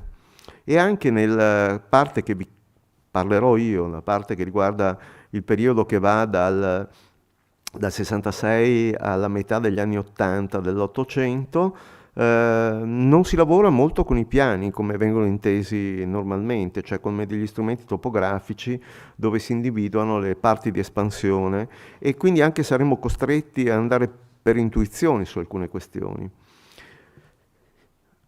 Ecco, rimane all'interno dell'insediamento attuale quella matrice policentrica che voi conoscete molto bene, meglio di quello che posso conoscerla io, che ho un cognome tipico di Vittorio Veneto, ma non sono di Vittorio Veneto perché noi siamo andati via nel 1845. Però la conosco, e questa idea del policentrismo di Vittorio Veneto è ancora ben presente sul territorio, ed era presente molto bene nelle cartografie antiche. Questo è Von Zach, 1797-1805, vediamo appunto Ceneda, e quello che ci interessa in questo momento è osservare questa parte, la parte dove si costruirà la città nuova, con la strada che è una strada curvilinea, non particolarmente, vedete questa curva è una questione abbastanza importante, non caratterizzata dal grande viale del 1866 e la presenza di oggetti anche di grande scala come il convento o il grande sistema dell'osteria qua sopra Salsa. Queste carte ci permettono di capire più i valori qualitativi che quantitativi di questi insediamenti, ci permettono di capire che c'era un minimo di distanza tra le due comunità. Allora, per quanto riguarda il periodo, è interessante, sì, anche se io non ho trovato grandissime analisi sull'unità, sull'unione, non ho fatto delle grandi indagini su questo, limitandomi non tanto alla questione politica ma a quella fisica della città. Però ad esempio sulla questione politica era interessante che già dal 61 ci fosse una componente nei due comuni fortemente italiana, tant'è vero che nel 61 non ci si presenta alle elezioni a Ceneda e Serravalle, ecco l'estratto, e solo per Ceneda si presenta in consiglio comunale solo il vescovo per procura e basta. Quindi c'è un tentativo di boicottare l'Austria in modo molto evidente già negli anni 60, quindi è questa forte componente che esce da queste esperienze risorgimentali che cominciano a prendere forma in quella che sarà poi anche l'esperienza del 66, e quindi è un pensiero di unità che è un pensiero politico, fortemente politico questo, che si scontrerà poi in realtà, è stato detto anche prima, con i campanilismi, con gli egoismi personali di imprenditori e di cittadini all'interno della città. Una delle questioni fondamentali per la costruzione della città nuova è anche la questione delle trasformazioni territoriali moderne, lo si è detto anche prima, la costruzione della ferrovia in modo particolare e la lotta, la guerra che c'è tra le due ipotesi di costruire la ferrovia che collega la montagna bellunese con Venezia o sulla linea Feltre-Belluno oppure sulla linea Vittorio Veneto, Ponte delle Alpi. Sono due compagini molto agguerrite e opposte, riusciranno tutte e due ad arrivare a raggiungere il loro obiettivo, però in un primo periodo la costruzione di queste nuove macchine è molto molto discussa anche all'interno della formazione di Vittorio Veneto, perché crea dei problemi consistenti, cioè le infrastrutture le fanno i privati, in quel momento lì le ferrovie non li fa l'ente pubblico. Non c'è lo Stato che fa queste cose e quindi nel momento in cui bisogna partire a costruire un'infrastruttura bisogna costruire quella compagine di finanziamento che permette di costruire quella strada ferrata e i costi sono una questione estremamente importante. La cosa interessante è che le due ferrovie vengono pensate da due friulani. Giovanbattista Locatelli è ingegnere a Udine, Federico Gabelli invece è ingegnere a Pordenone e sono tutti e due impegnati su questo tema dell'infrastrutturazione anche perché hanno avuto dei contatti diretti con quello che è stato il grande cantiere degli anni 50 da Venezia fino a Casarsa e quello che sarà poi il cantiere che proseguirà con il ponte sul Tagliamento, la ferrovia verso Udine. Sembra veramente che in questo momento ci sia la possibilità di cambiare e modernizzare un territorio che sembrava bloccato, da un punto di vista della retorica patriottica, bloccato da uno Stato che non aveva nessun interesse di modernizzarlo, industrializzarlo, da un punto di vista in realtà della tradizione, le letture che vengono date è che sembra che ci sia una continuità ancora addirittura con la Serenissima, nel senso che le azioni fatte per promuovere industrie e modernizzazioni sono veramente molto molto lente. Il trattato di pace quindi viene accolto come un'occasione di taglio netto rispetto al passato, di salto molto importante che deve tramutarsi anche in una dimensione fisica. Ed è questo uno degli elementi importanti di Vittorio Veneto, perché fin da subito, soprattutto grazie al primo sindaco citato prima, Francesco Rossi, la questione della fisicità diventa uno degli elementi importanti e fin da subito nei primi questo è il testo che viene mandato ad agosto al Re, che viene pubblicato sul giornale di Udine, dove i municipi si dicono di voler unire le due città insieme e costruire e far diventare la città appunto un emblema, un vessillo, scrivono nel documento. Chi sono le persone che firmano questo documento? Le vediamo qui, quelli per Ceneda e quelle per Serravalle. Sono persone appunto fortemente motivate da questo punto di vista, ma che si perderanno per strada. È interessante quello che scrive Francesco Rossi solo 6 anni dopo, nel 72.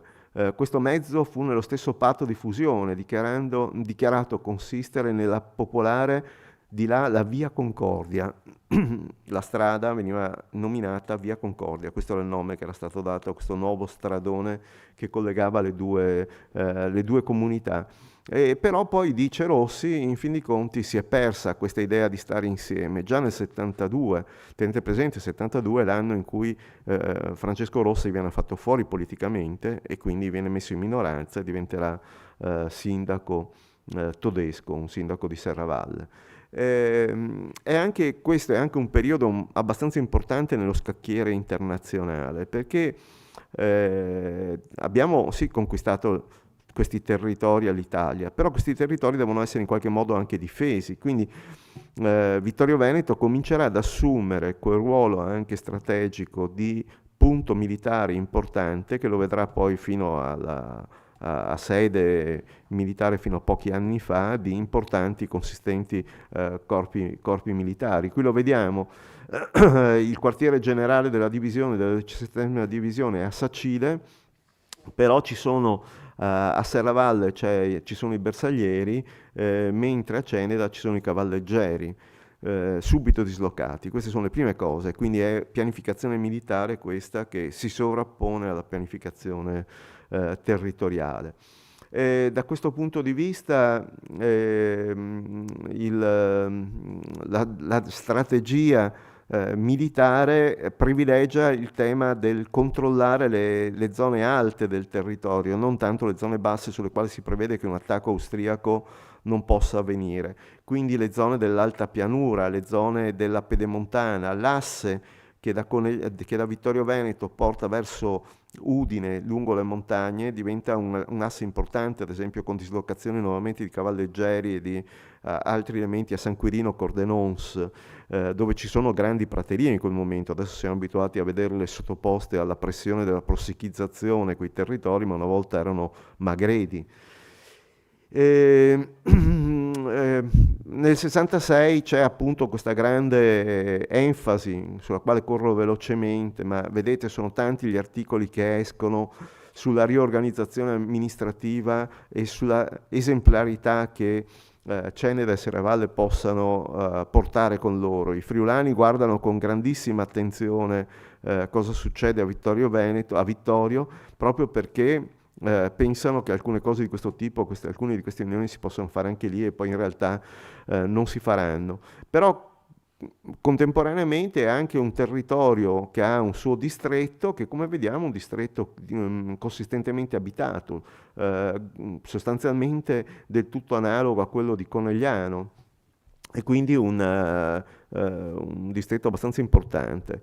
Un fatto sul quale non c'è invece tanta retorica e si trova anche abbastanza poca informazione è il viaggio che il re fa qui a Vittorio Veneto, passando per Vittorio Veneto nel 16 novembre del 1866 arrivando da Udine.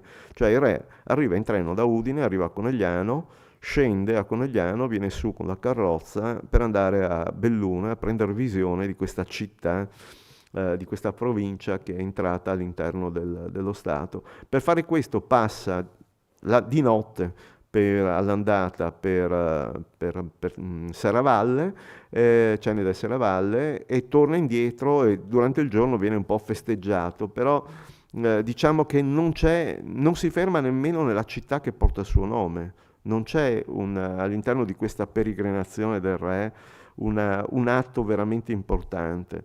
Viene un po' snobbata la presenza di questi politici, soprattutto del sindaco in città, però i tempi sono molto stretti. Il re deve partire alle 3 da Udine, deve essere a mezzogiorno e mezzo scusatemi, nel primo pomeriggio a Treviso, e quindi c'è molta difficoltà. E poi l'altra questione che mi sembra abbastanza interessante è che si coglie come prima occasione di far vedere queste novità in termini fisici proprio la riorganizzazione anche delle strutture del tema del distretto. La costruzione del Palazzo degli Uffici non è un caso, è un tentativo di mostrare come ci possa essere già una presenza dello Stato nuovo all'interno di quel grande vuoto che è segnato solo dal viale che Rossi fa fare come prima azione. Entriamo adesso sul capire dove viene costruita la città e cosa c'era prima e come si conformava. Abbiamo già visto alcune cose rispetto ai catasti napoleonici. Questo è il catasto napoleonico di Serravalle. Qui sotto vediamo, perché lo terremo sempre come punto di riferimento anche rispetto al primo progetto, il cosiddetto piano dei villini di Federico Gabelli, quello che è il convento di San Gregorio qua sotto. Il Girolamo, scusate, non San Gregorio, San Girolamo qui sotto. Eccolo qui, lo vediamo, qui vediamo il corso d'acqua che parte, la pieve in questa posizione con questo andamento della strada molto diverso da quello che c'è adesso. E invece terremo presente cosa succede a a Ceneda, in questo punto del territorio di Ceneda, della mappa del 1808, che è segnato solo da una casa, che poi vedremo in realtà è un'osteria, che funziona come un albergo, e qui vedremo invece l'ambito di abitato di Salsa. In questo territorio, forse l'elemento più importante in questo territorio vuoto è il rapporto tra appunto l'osteria e il monastero, il molino, scusate. La cartera dei Mori si chiama questo opificio, lo vediamo qui nell'estratto del 1811, eccolo qui, e lo vediamo nel catasto del napoleonico, austriaco, dove vediamo già due segni che invece sono assolutamente moderni, il vialone post 1866 e l'arrivo della ferrovia negli anni 80 sopra l'osteria, questa è l'osteria, dove adesso c'è Hotel Le Terme, per capirci, e questa è la chiesetta sopra le zone delle fonti. La località si chiamava Torreselle. Ecco qui la cartera di Mori, che era la famiglia.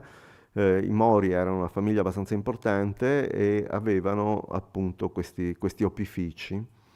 Questi sono gli estratti dai sommarioni che ce li raccontano. Questo invece è questo cortile, questo spazio nelle Torreselle di questa struttura che faceva anche da albergo, e la conoscete per essere stato l'albergo Cavallino in pratica. Ecco la chiesetta sopra, il monte altare dall'altra parte. Questa era chiamata appunto osteria come destinazione, osteria d'affitto, ed era proprietà invece degli Artico, e dei PC. L'idea dello stradone è un'idea tipica della metà dell'Ottocento, un'idea che nell'Ottocento diventa famosissima sia in ambito extraurbano che in termini di ristrutturazione. Pensate che tutta la ristrutturazione di Parigi, fatta da Haussmann, è appunto centrata sulla costruzione di grandi assi alberati. E se volete, la strada nuova che viene pensata qui è del tutto analoga a qualsiasi boulevard francese di quel periodo, cioè un grande spazio che doveva essere pensato per marciapiedi sui fianchi, non erano dei controviali quelli che vediamo adesso, vengono pensati da Francesco Rossi proprio per uno spazio, come spazio per il passeggio, per mettere fuori i tavolini, e da un punto di vista tipologico la sola differenza che c'è rispetto ai boulevard normali è la scelta di avere un portico, di pensare anche a delle strutture porticate, per cui il Palazzo degli Uffici riprenderà quello che è considerato il proto-boulevard parigino, che è Rue de Rivoli, e lo vediamo con questo portico e queste case ripetitive molto omogenee. Probabilmente in primo momento l'elemento pensato da Francesco Rossi era di questo tipo, e anche i suggerimenti che vengono dati a Demin per il progetto. Però dobbiamo tenere presente che Demin e Rossi probabilmente non conoscevano tanto, se non letterariamente, i casi dei boulevard parigini, invece conoscevano molto bene tutti i viali di ampliamento di Torino, dell'urbanistica torinese dell'Ottocento, e quindi si riferiscono appunto a questi sistemi porticati che danno sui boulevard urbani con alte densità, con edifici relativamente alti. E anche il progetto di Demin in questo momento, l'unico finanziato, perché è l'unico sul quale ha degli interessi in quel momento lo Stato, quindi il Comune si impegna a fare la strada e a piantare gli alberi, lo Stato fa un unico edificio sono gli uffici, che hanno un significato da un punto di vista distrettuale, che quindi caratterizzano il territorio da questo punto di vista, e Demin lo fa tenendo un edificio che abbia un portamento, come si può dire, nobile rispetto alla strada, dilatando lo spazio lasciato al passeggio, dilatandolo ancora di più con questo gioco dell'arretramento rispetto al corpo centrale, in modo da avere degli spazi da poter utilizzare all'esterno. Rossi lo dice chiaramente, la sua intenzione è quella di fare sì lo stradone, ma anche una piazza. E fin da subito individuano l'ambito della piazza, che è appunto a partire da questa stecca di nuovi uffici. Qui ci sono dei problemi anche che ho trovato quando ho fatto la ricerca, di rintracciare le tavole di progetto di questo edificio. Non ho capito bene dove siano, forse non c'è niente a livello comunale perché l'opera era pubblica, bisognerebbe cercare da altre parti, ma ancora non sono riuscito a trovarlo. Però certo possiamo senz'altro tenere in considerazione il fatto che la piazza è pensata fin da subito in quella posizione. Viene anche, ma su questa cosa della videodelegazione posso anche andare veloce, questi diventano spazi di vivibilità, di urbanità, che però dobbiamo immaginare costruiti in quel momento nel vuoto, ma questa piazza in qualche modo era stata pensata lì dove era già nel 66. Il fatto che venga costruito poi uno spazio importante come il Bar Unione e il Caffè Unione è appunto significativo da questo punto di vista. L'idea originaria è quella di stare sulla strada, per cui anche l'edificio che c'è a valle degli uffici è posto direttamente sulla strada come nelle città.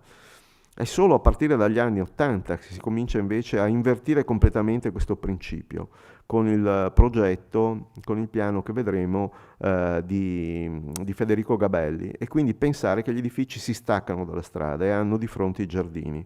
Quindi più un riferimento a una città giardino o a una proto città giardino che ancora in quel momento non è stata teorizzata, perché arriverà a teorizzarla Howard soltanto nel 1902.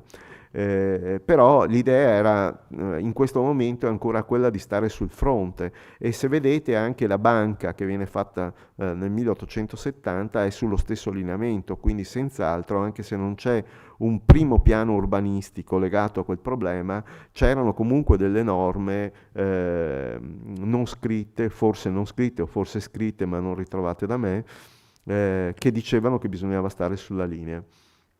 Ecco qui, 1870, la fondazione della Banca Mutua Popolare. Quindi vedete una serie di servizi pubblici che cadono e piovono lungo questo rettifilo che si collega al rettifilo invece di Salsa, con questa grande massa arborea che lentamente comincia a crescere, una quantità di alberi per il piacere pubblico inusitato, cose che non si erano ancora mai viste né a Serravalle né a Ceneda, perché non erano stati piantati parchi o giardini pubblici.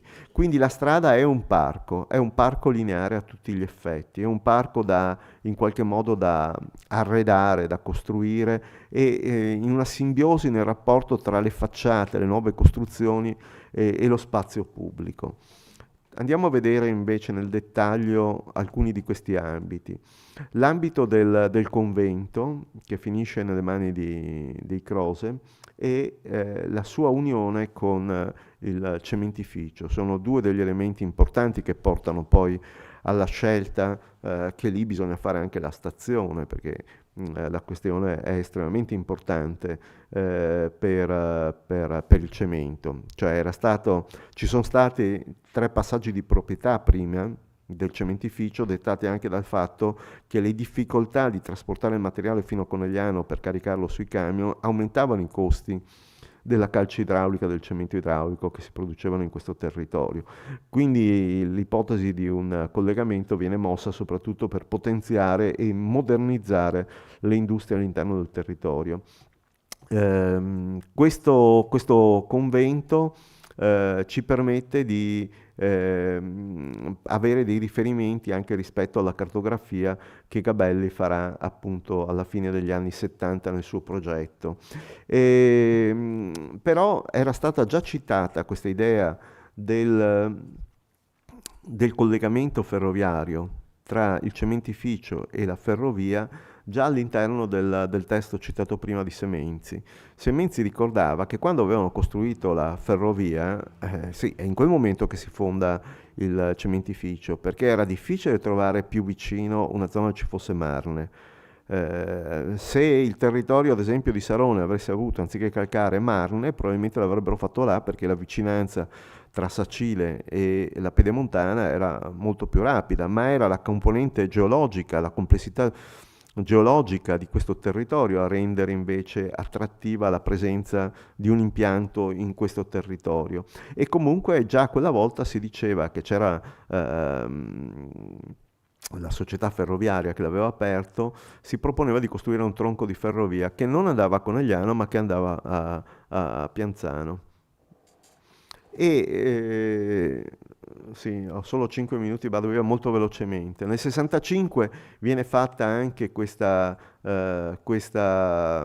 nuova proposta della Società Veneta di Costruzioni per fare la nuova ferrovia, per costruire e potenziare questa rete ferroviaria, e questo è, ve lo dicevo prima, sono interventi privati, è dettato dal fatto che Vittorio è una delle città che ha il maggior numero di opifici, quindi serve per l'industria un'attività di questo genere.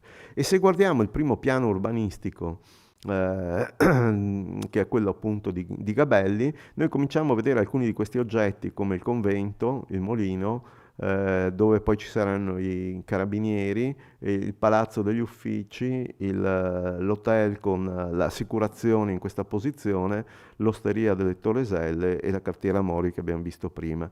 Questo è uno spazio in cui in questo vuoto si cominciano a disegnare alcune cose che si ritengono estremamente importanti. Sono costretto a correre via molto velocemente, poi le troverete queste cose nel libro, mi sono dilungato troppo.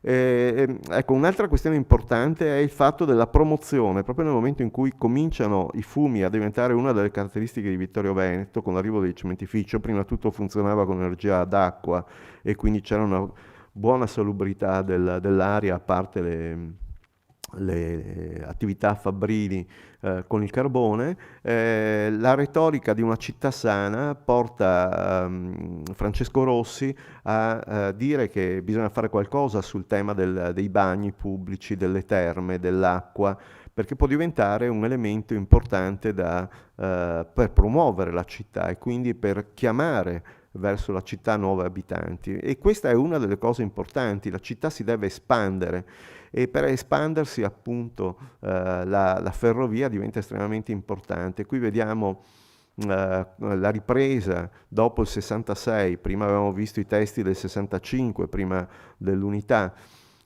Li vediamo dopo il 66 delle due strade, e quindi anche all'interno delle retoriche del dibattito parlamentare, dove Biglia dice che alcune di queste ferrovie non saranno delle ferrovie grandi, ma saranno delle ferrovie economiche, saranno delle ferrovie a scartamento ridotto, mentre invece per per Vittorio Veneto si chiede di fare una ferrovia normale. E lo fa soprattutto Rossi, che continua nei suoi scritti a richiamare questo tema. Qui vediamo la carta del 1860 che ci mostra la zona di San Gottardo completamente libera, con quella famosa curva che vi avevo fatto vedere prima, riporta ancora quella vecchia. Però succede una cosa importante in questo momento: c'è lo stradone, ormai si è finito il palazzo degli uffici, però Francesco Rossi non ha la maggioranza, cade, e il nuovo sindaco Todesco è veramente molto disattento al tema della ferrovia, non la ritiene come molto molto importante, seppure tratti con la Società Veneta per Imprese e Costruzioni Pubbliche e con la Società Industriale di Roma. In modo particolare Giacomo Castelnuovo, che viene eletto nel 1870 qui a Vittorio Veneto come deputato, è un medico ligure lui, in realtà fa il possibile perché la ferrovia di Vittorio Veneto e del Cadore entri all'interno di una sorta di programma in cui il governo metterà dei soldi, perché altrimenti le società, che siano la Società Veneto che sia quella industriale romana, non riescono ad avere le garanzie per poter fare il lavoro vero e proprio. Lì scoppia anche una profonda diatriba all'interno del Consiglio Comunale, perché ci sarà una parte consistente dei consiglieri di Ceneda che non vuole che la ferrovia vada su per Belluno, avrebbe preferito, come era prevista originariamente, che la ferrovia si fermasse all'altezza di Ceneda e quindi alla barriera di San Filippo. e si oppongono a questi, in modo particolare Francesco De Poli, che poi diventerà anche sindaco di Vittorio Veneto, dirà anche questa cattiveria, dicendo che la posizione anche della stazione di Vittorio Veneto è nel posto sbagliato. C'è tutto un dibattito molto importante sulle ferrovie di questo momento, però quello che ci interessa di più per noi è il fatto di vedere come in questo momento si inserisca Federico Gabelli, e Federico Gabelli riesca in qualche modo a costruire un progetto, che non era un'operazione così facile, che viene presentato nel 77 in Consiglio Comunale qui a Vittorio Veneto.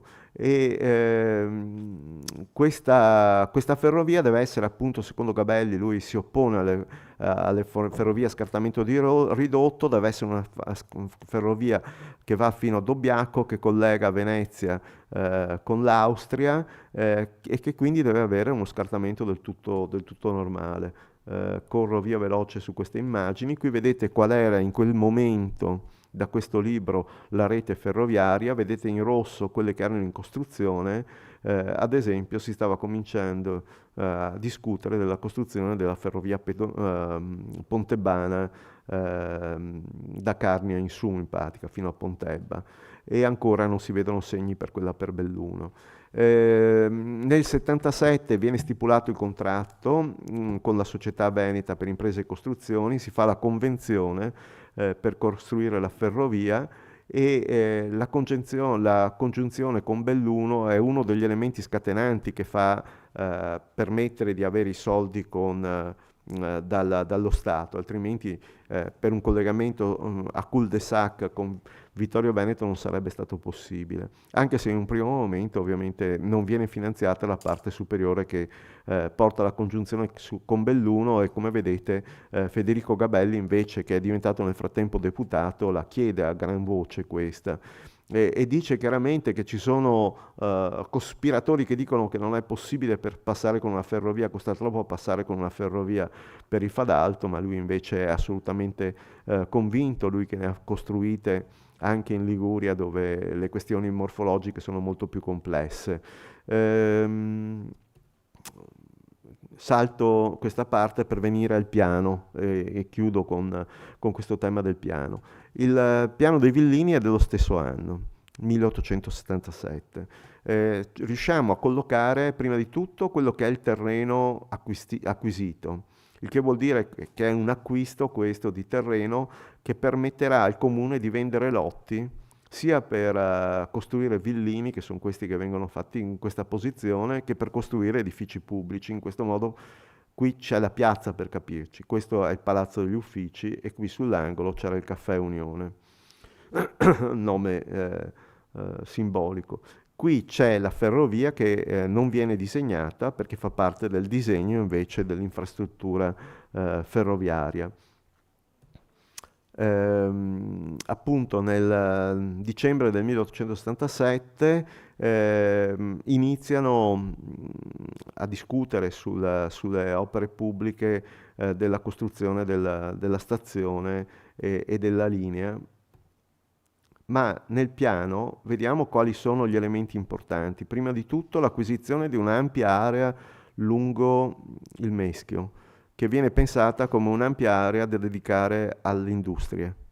Quindi ancora c'è il pensiero che l'industria si muove più che col carbone, che potrebbe arrivare in questo caso, che deve alimentare il cementificio, ma può alimentare anche altre aziende che possano invece essere alimentate ad acqua da un punto di vista industriale, quindi riprendendo un po' i modelli di questo sistema continuo di opifici lungo l'acqua. Dall'altra parte invece qui vediamo con il verde scuro le parti pubbliche e le parti di espansione della città, e vediamo i villini disegnati come delle situazioni ipotetiche, vedete, con lotti un po' più grandi e lotti un po' più piccoli sugli angoli, e poi soprattutto assi stradali nuovi che finiscono all'interno dei terreni privati, quindi lasciando la possibilità al privato di urbanizzare e costruire nuovamente strade e case. Quindi sostanzialmente questo asse che finisce sulla piazza dovrebbe essere, secondo il progetto, in questo caso fatto nuovamente con Francesco Rossi, che viene rieletto per il secondo mandato, fatto da Gabelli, ha il senso di espandersi, di espansione, di la costruzione di una maglia che è un po' indecisa sulla parte centrale pubblica, ma sappiamo che in realtà gli accordi già c'erano. L'idea che cambia completamente è quella di non costruire più sulla strada, a filo stradale, ma di allontanarsi da queste e quindi costruire questo paesaggio di giardini che caratterizzerà sempre questo ambiente. E l'idea è di costruire un giardino fin da subito, anche se questo disegno è della fine in realtà dell'Ottocento, anche una piazza alberata. La piazza, questo è il municipio per capirci, questo è il Palazzo degli Uffici con il Caffè Unione, doveva essere anche quella un giardino che si collegava al giardino della stazione e qui c'è quindi tutto il tema della progettazione dell'arte dei giardini del periodo romantico. Così, e lo vediamo ancora adesso nell'impianto romantico del giardino della stazione. Quindi doveva essere un collegamento che però verrà fatto solo molto molto più tardi da questo punto di vista con il giardino della stazione. Corro velocemente perché ho già esaurito tutto il tempo, anzi sto sforando, e qui vengono portati tutti i servizi anche pubblici alla scala comunale.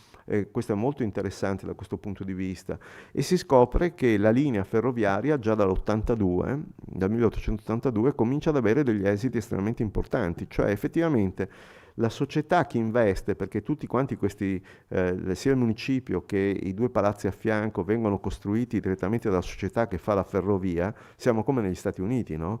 È la ferrovia che costruisce la città, vengono affittati poi dal comune e poi ceduti successivamente al comune, ma in questi spazi ci devono finire i servizi e l'efficacia dell'operazione economica si vede perché gli esiti sono interessanti, cioè pur essendo una linea di pochissimi chilometri, 14, ha una componente molto forte di resa anche rispetto alla linea Vicenza-Schio, che è un'altra linea industriale ma molto più lunga, che serve a molti più paesi, e vedete i rapporti sono più o meno simili, perché anche a Schio ci sono tutte le imprese laniere importanti che fanno capo a quello, e si guadagna molto di più dall'industria, quindi dalle merci di piccola e grande velocità, rispetto ai viaggiatori che invece dove i valori sono molto molto più risicati. È interessante come anche il sistema di vendita del cementificio, ma qui ci sarebbe tutta una ricerca da fare, si distribuisca sul territorio attraverso questa infrastruttura ferroviaria e finisca all'interno delle principali città, mentre prima era molto più difficile il rapporto. Qui vediamo la ferrovia ferma ai depositi negli anni alla fine dell'Ottocento, ai depositi manca ancora la parte che va verso il Fadalto, vediamo lo stradone e gli esiti lentissimi del riempimento dei lotti voluti e disegnati da Gabelli. Qui invece vediamo l'elemento del centro con il gioco del giardino della stazione, il giardino della ferrovia, la mancanza del giardino dalla parte dell'altro, invece abbiamo il Palazzo degli Uffici e la banca da questa parte, e lo vediamo proprio in relazione a quella che era il limite del vecchio confine di Serravalle con Ceneda. Qui, per capirci, c'è l'Hotel Terme e c'era l'Osteria Le Torreselle e il Cavallino. Basta, chiedo scusa per essere stato così lungo, speravo di essere più veloce, ma... Grazie, ringraziamo l'architetto Mazzuchetti e adesso è prevista una pausa di 10 minuti circa, allora ci rivediamo tra 10 minuti.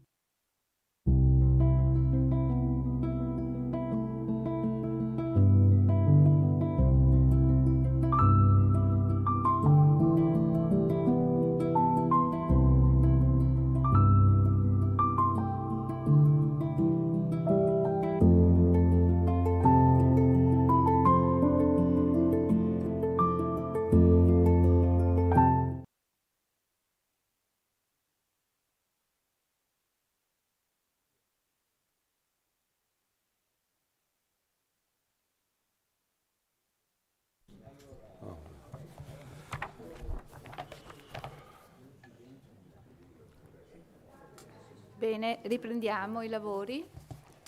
Il dottor Zagonel Giampaolo, laureato in Economia e Commercio, già amministratore delegato di aziende industriali, ha sempre accompagnato la sua attività professionale con la bibliografia e gli studi letterari. Oltre a scritti e conferenze varie, ha curato e pubblicato una decina di volumi presso l'editore De Bastiani. Oggi ci parlerà delle testimonianze e scritti di circostanza. Sono delle brevi testimonianze e scritti, poesie soprattutto, di cittadini vittoriesi o dei dintorni nel momento in cui si è formata o stava per formarsi la città di Vittorio con l'unione dei due comuni. Faccio una premessa che però avete già sentito prima, perché l'intenzione di Ceneda e Serravalle di riunirsi in una sola città parte da lontano, come abbiamo sentito. Ma già negli anni 1768-70, dopo la cessazione del potere temporale dei vescovi sulla contea di Ceneda, si tentò di fare l'unione dei due comuni. Invece di avere due podestà, di riunire sotto la Repubblica Veneta un unico podestà nei due comuni, ma non fu possibile. Poi nel 1825 sostò a Ceneda l'imperatore Francesco I d'Austria e una delegazione di rappresentanti delle due comunità di Ceneda e Serravalle prospettò all'imperatore l'unificazione dei due centri, ma egli rispose negativamente. Quando il governo austriaco nel 1837 conferisce contemporaneamente a Ceneda e Serravalle il titolo di città, l'aspirazione all'unione della popolazione si fa più concreta. L'anno successivo il comune di Ceneda comincia a costruire la strada che doveva unirla a Serravalle e i lavori continueranno fino all'odierna Piazza del Popolo. Serravalle comincerà a realizzare il tratto di sua competenza soltanto nel 1942, con la demolizione della chiesa del convento di San Girolamo, per ottenere un percorso rettilineo, da unirsi al tratto cenedese, che fu terminato solo nel 1965, il tratto di Serravalle, un anno prima dell'annessione d'Italia. Il tratto così riunito, un lungo rettilineo in un'area rurale essenzialmente, senza insediamenti, prenderà il nome di Viale della Concordia, ribattezzato poi Viale della Vittoria. Appena si seppe della possibilità di riunire la strada Ceneda e Serravalle con la strada, Giovanni Dal Colle, un funzionario dell'impero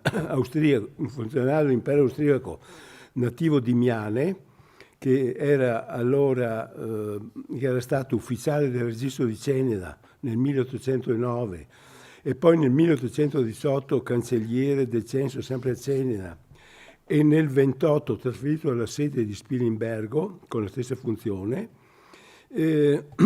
Appena saputo questo, scrisse 2 sonetti che, seppur dettati da un funzionario soggetto al governo austriaco e quindi obbligato a porgere omaggio al defunto imperatore Francesco I, comunque coglie l'auspicio che la nuova strada che dovrà congiungere le due città avvicini sempre più i due centri e le rispettive popolazioni, dimenticando le divisioni del passato.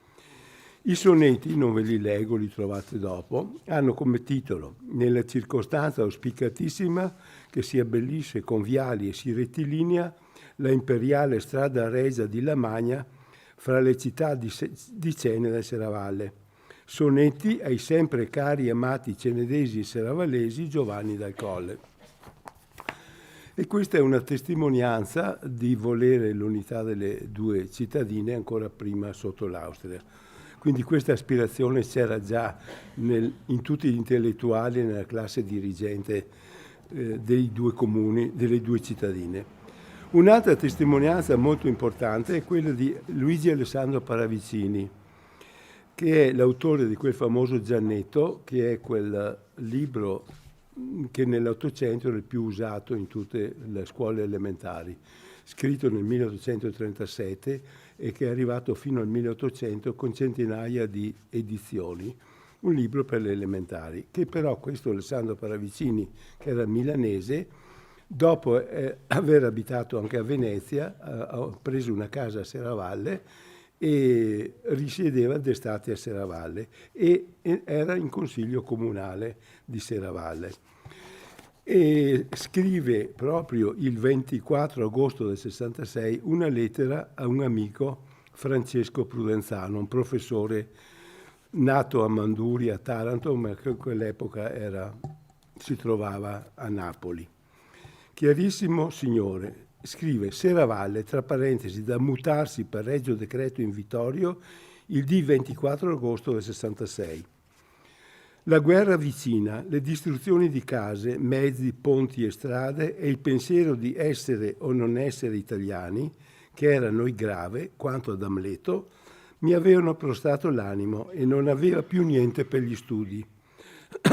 All'ansia è succeduta la calma dell'armistizio e ora desideriamo la pace quanto prima bramavamo la guerra. Abbiamo armi italiane e per commissario del re un illustre napolitano, che naturalmente era d'Afflitto, che lui lo chiama napolitano, in realtà era nato in provincia di Avellino. Un illustre napolitano che già amiamo perché ci ama e ci vuole saviamente liberi. E ieri alla grida di Viva l'Italia, Viva il Re, abbiamo votato nel Consiglio Municipale la formazione di una nuova città di 15.000 abitanti, componendola con 2 vaghe cittadine di Serravalle e Ceneda, distanti un mezzo miglio l'una dall'altra. Alla nuova città abbiamo posto il nome di Vittorio, in memoria dell'Augusto Liberatore e ad esempio dei nostri antenati, che in onore di Alessandro III nominarono Alessandria la nuova città della Lega Lombarda. Lui era un lombardo, quindi ha fatto questa citazione. Onde la plebe menar baldoria e canti e suoni e in composte grida che mi hanno intronato. Lui aveva già più di 60 anni. Oggi tutto è tranquillo e io le scrivo dal mio studiolo silenzioso e allegrato dalla verzura degli orti suburbani. Lui abitava a Serravalle, quello che vicino alle scalinate di Santa Augusta, nel palazzo che oggi si chiama Piazzoni Paravicini. Paravicini e Piazzoni era suo quel palazzo che quando è morto lo ha lasciato alla comunità, al nuovo comune. Quindi gli orti suburbani sono nel retro di questi, ci sono ancora anche oggi questi orti. Poi un'altra testimonianza proviene dal giornale La Provincia, che era un quotidiano nato il 16 agosto a Treviso, con un'uscita 6 giorni alla settimana, sotto la direzione di Francesco Zambaldi, e riceve una lettera da Ceneda 24 agosto 1866, firmata Un cittadino.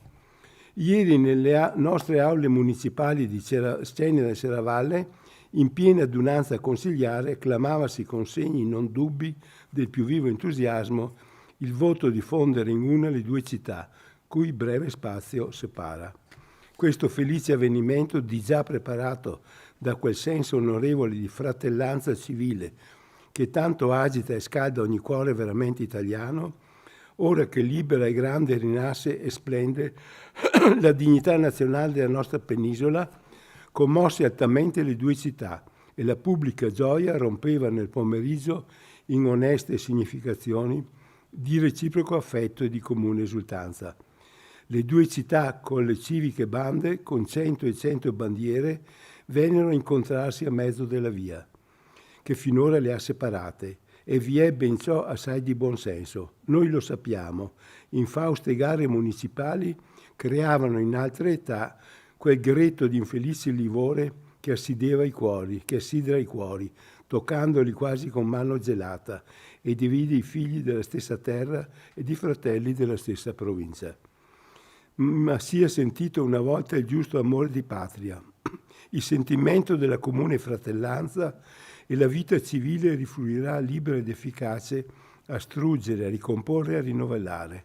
E noi li abbiamo sentiti e li sentiamo tuttora questi nobili affetti. E un alito vitale di novella esistenza ci allietò e ci commosse. Le nostre querele cittadine più non sono che fredde reminiscenze. E quella via che poc'anzi ci separava Fatta ora una mena contrada, lega Ceneda e Serravalle in una sola città, che avrà ben tosto un nome augurato e sorgerà decorata da antichi e moderni pregi e potrà annoverare nel suo comune da ben oltre 14.000 abitanti. Sorgerà essa come evocata d'improvviso in questa parte sì bella della provincia trivigiana, sorrisa con tanto da una feconda e svariata natura, in questo sì riposato e sì vago dei subalpini recessi e sotto i felicissimi auspici d'Italia rigenerata.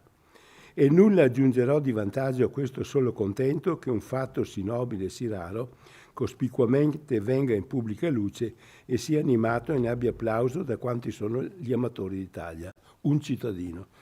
È un intellettuale naturalmente quello che ha scritto questo, però non si riesce a capire, è anonimo.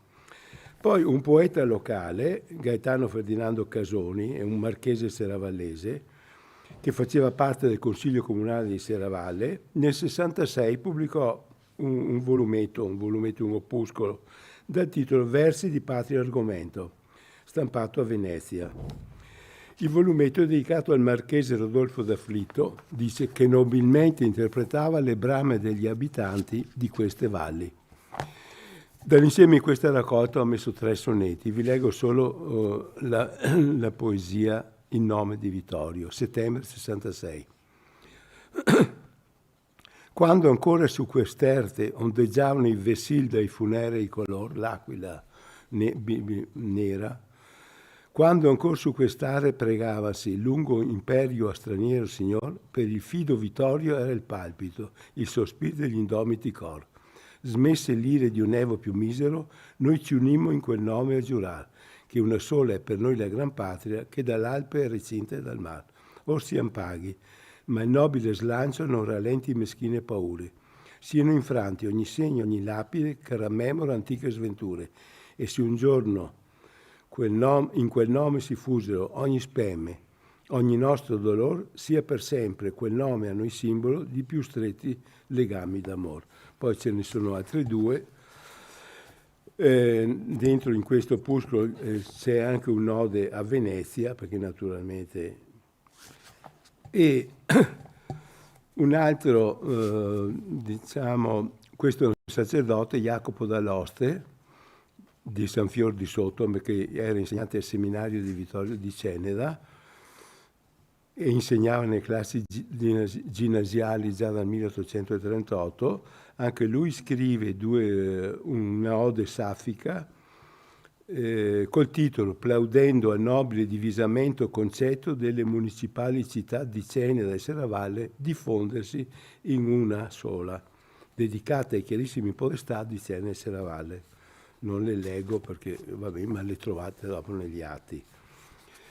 Un altro personaggio, sempre questo cenedese, mentre Casoni era serravallese, patriota, Lorenzo Franceschini, che partecipa alle giornate cenedesi del 48, che faceva parte della giunta municipale di Ceneda. Anche questo scrive delle poesie sempre pubblicate nel 1866, nell'occasione faustissima in cui Sua Eccellenza il commissario del Re Marchese d'Afflitto onora di sua presenza le città di Serravalle e di Ceneda, ora fuse nella città di Vittorio.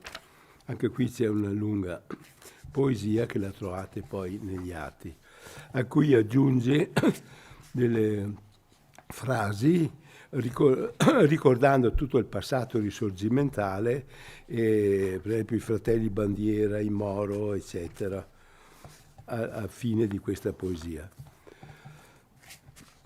Lui conclude anche lui nell'occasione con un sonetto, nell'occasione faustissima in cui la Venezia col mezzo del plebiscito va ad unirsi al Regno d'Italia, è intitolata a Vincenzo Filicaia, che era un poeta fiorentino del Seicento, che era considerato un maestro di lirica civile e patriottica.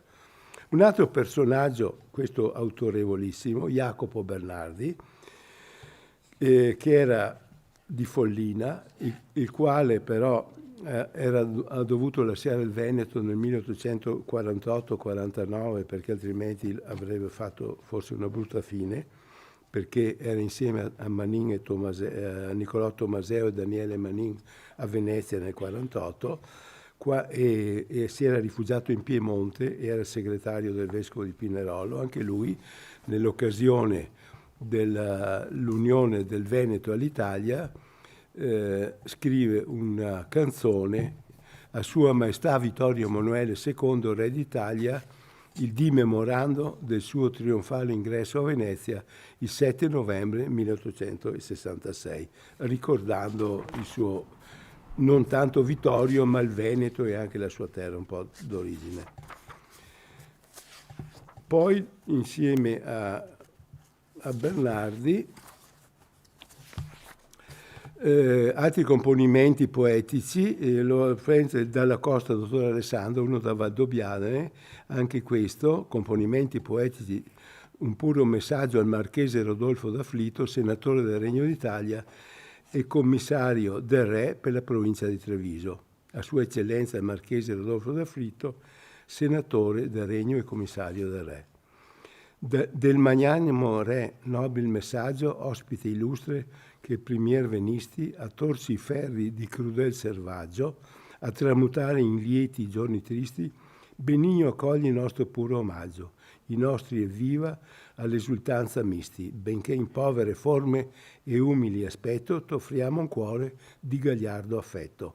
O patria mia, di questo dì solenne, cotanto atteso con sospiri ardenti, scenderà della fama sulle penne la memoria nei tuoi tardi parenti, e sculto in marmo leggeran, cui venne a proclamar tra le commosse genti di libertà, di indipendenza e dritto, nunzio regale il senatore d'Afflitto. Poi anche un sonetto sul plebiscito dei Veneti. Ma il ricordo dell'unione di Cenere e Serravalle in un'unica città non si fermò all'anno in cui prese il nome di Vittorio, ma continuò durante l'Ottocento, poi nel Novecento, fin quasi ai nostri giorni. È memorabile una poesia di Cesare Ugo Posocco, scritta nel 1889 alla città di Vittorio, in cui ricorda Ceneda con Lorenzo da Ponte, Serravalle con Marcantonio Flaminio, anche questa va un po' negli atti, e ancora un soldato italiano sbandato dopo Caporetto, Gaetano Buonocore Morale, che era stato fatto prigioniero e fugge dal campo di prigionia di Belluno, poi salvato tramite una carta d'identità falsa autenticata dal comando di Tapa Vittorio con il nome di Augusto Costanzo, di professione insegnante, che gli consente quindi di istruire i ragazzi a scuola. Questo in un volume del 1956 vi inserì la poesia Vittorio Veneto.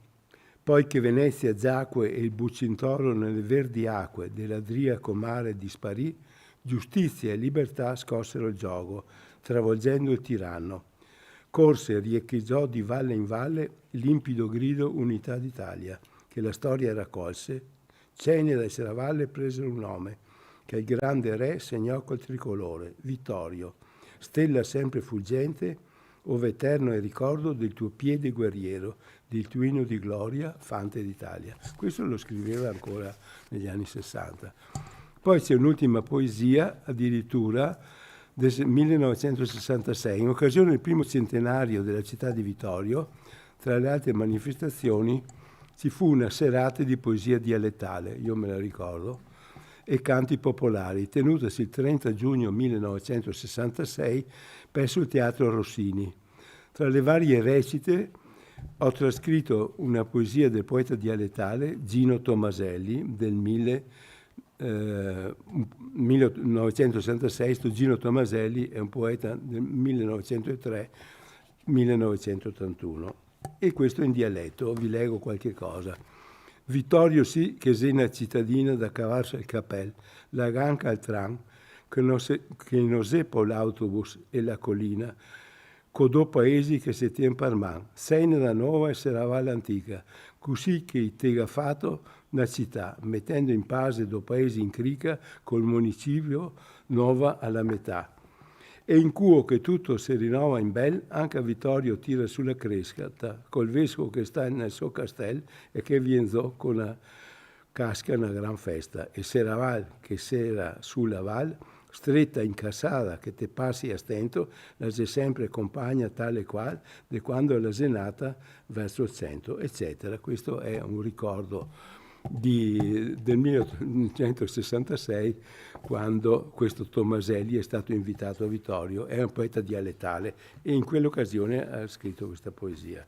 Ecco, poi tutte queste poesie che ho recuperato già da tempo le trovate dentro negli atti. Grazie dell'attenzione.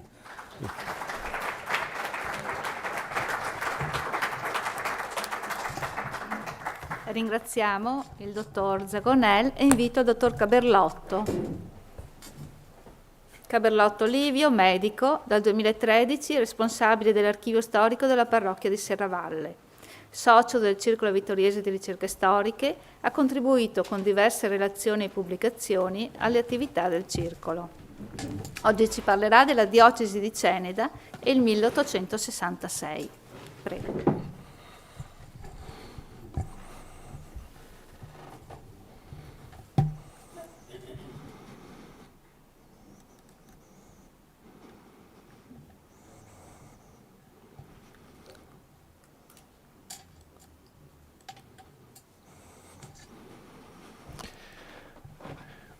Bene, grazie dell'invito da parte del Circolo. Con questa relazione vorrei darvi alcuni spunti su come la diocesi di Ceneda ha vissuto il 1866 e chiaramente questi saranno poi sviluppati nella relazione che troverete negli atti.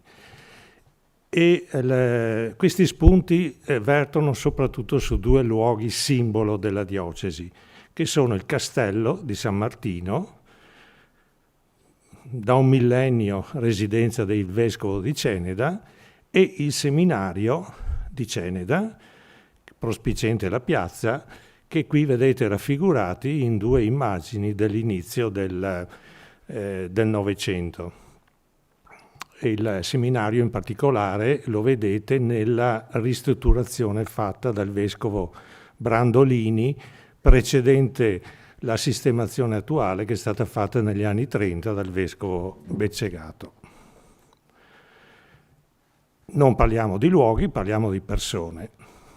Quindi nel 1866 vescovo di Ceneda è Manfredo Bellati. Manfredo Bellati di Feltre, nobile, vescovo dal 1843, quindi da 23 anni, nel 66 aveva 75 anni, quindi anziano, e diciamo che nel suo percorso pastorale, no?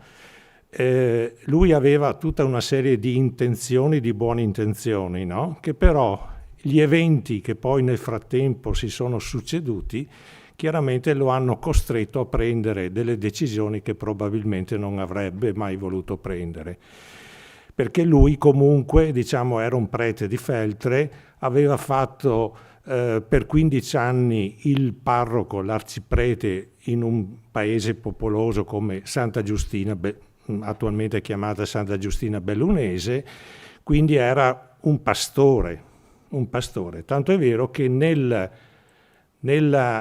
prima lettera pastorale, subito dopo la nomina, lui dice: io mi presento con l'intenzione di usare mansuetudine, dolcezza, pazienza, anche se i vescovi, diciamo, hanno un loro potere, chiaramente, che gli deriva dal ruolo.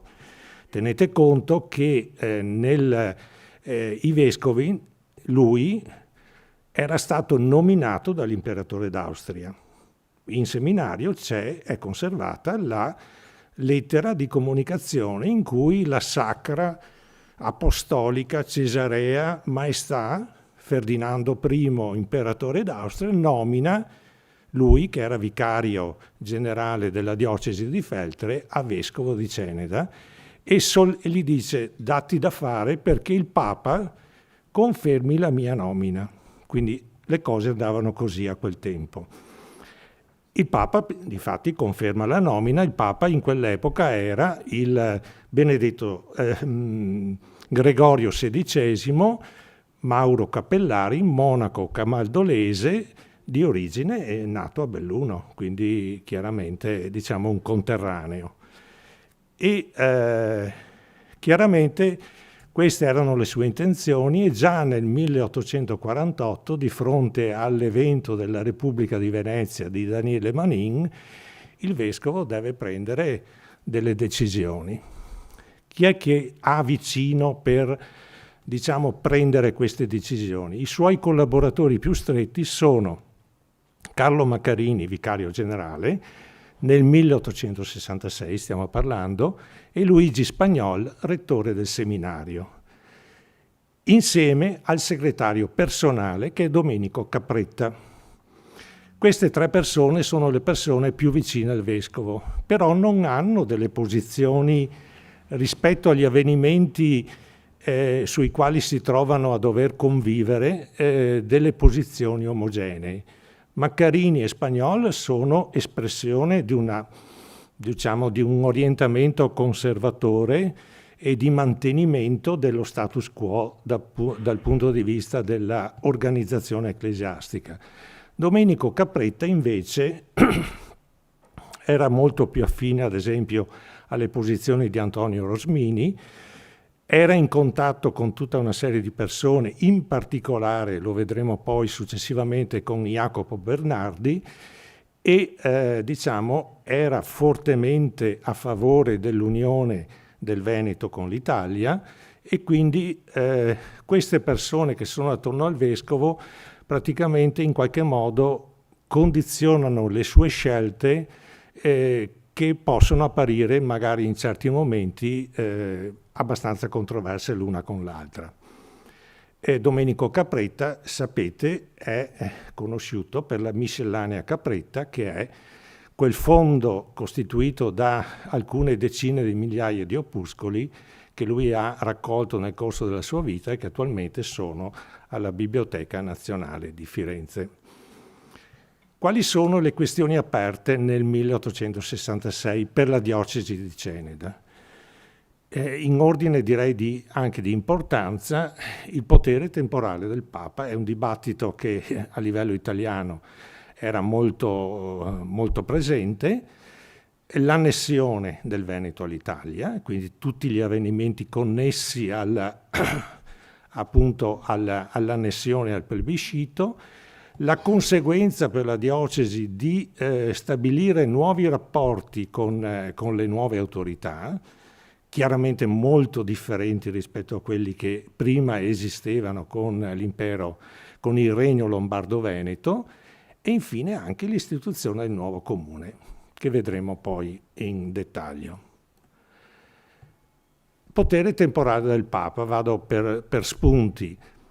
Ci sono due persone in diocesi di Ceneda che praticamente orientano il dibattito sul potere temporale del Papa, e sono Jacopo Bernardi, sacerdote che però non vive a Ceneda perché intorno una quindicina d'anni prima era dovuto fuggire perché era braccato dalla polizia austriaca e si era rifugiato nel Regno di Sardegna ed era diventato uno stretto collaboratore del vescovo di Pinerolo fino a diventare anche vicario generale, che però era in stretto contatto, in relazione con diversi, confratelli sacerdoti della diocesi, e in qualche modo influenzava anche questo dibattito.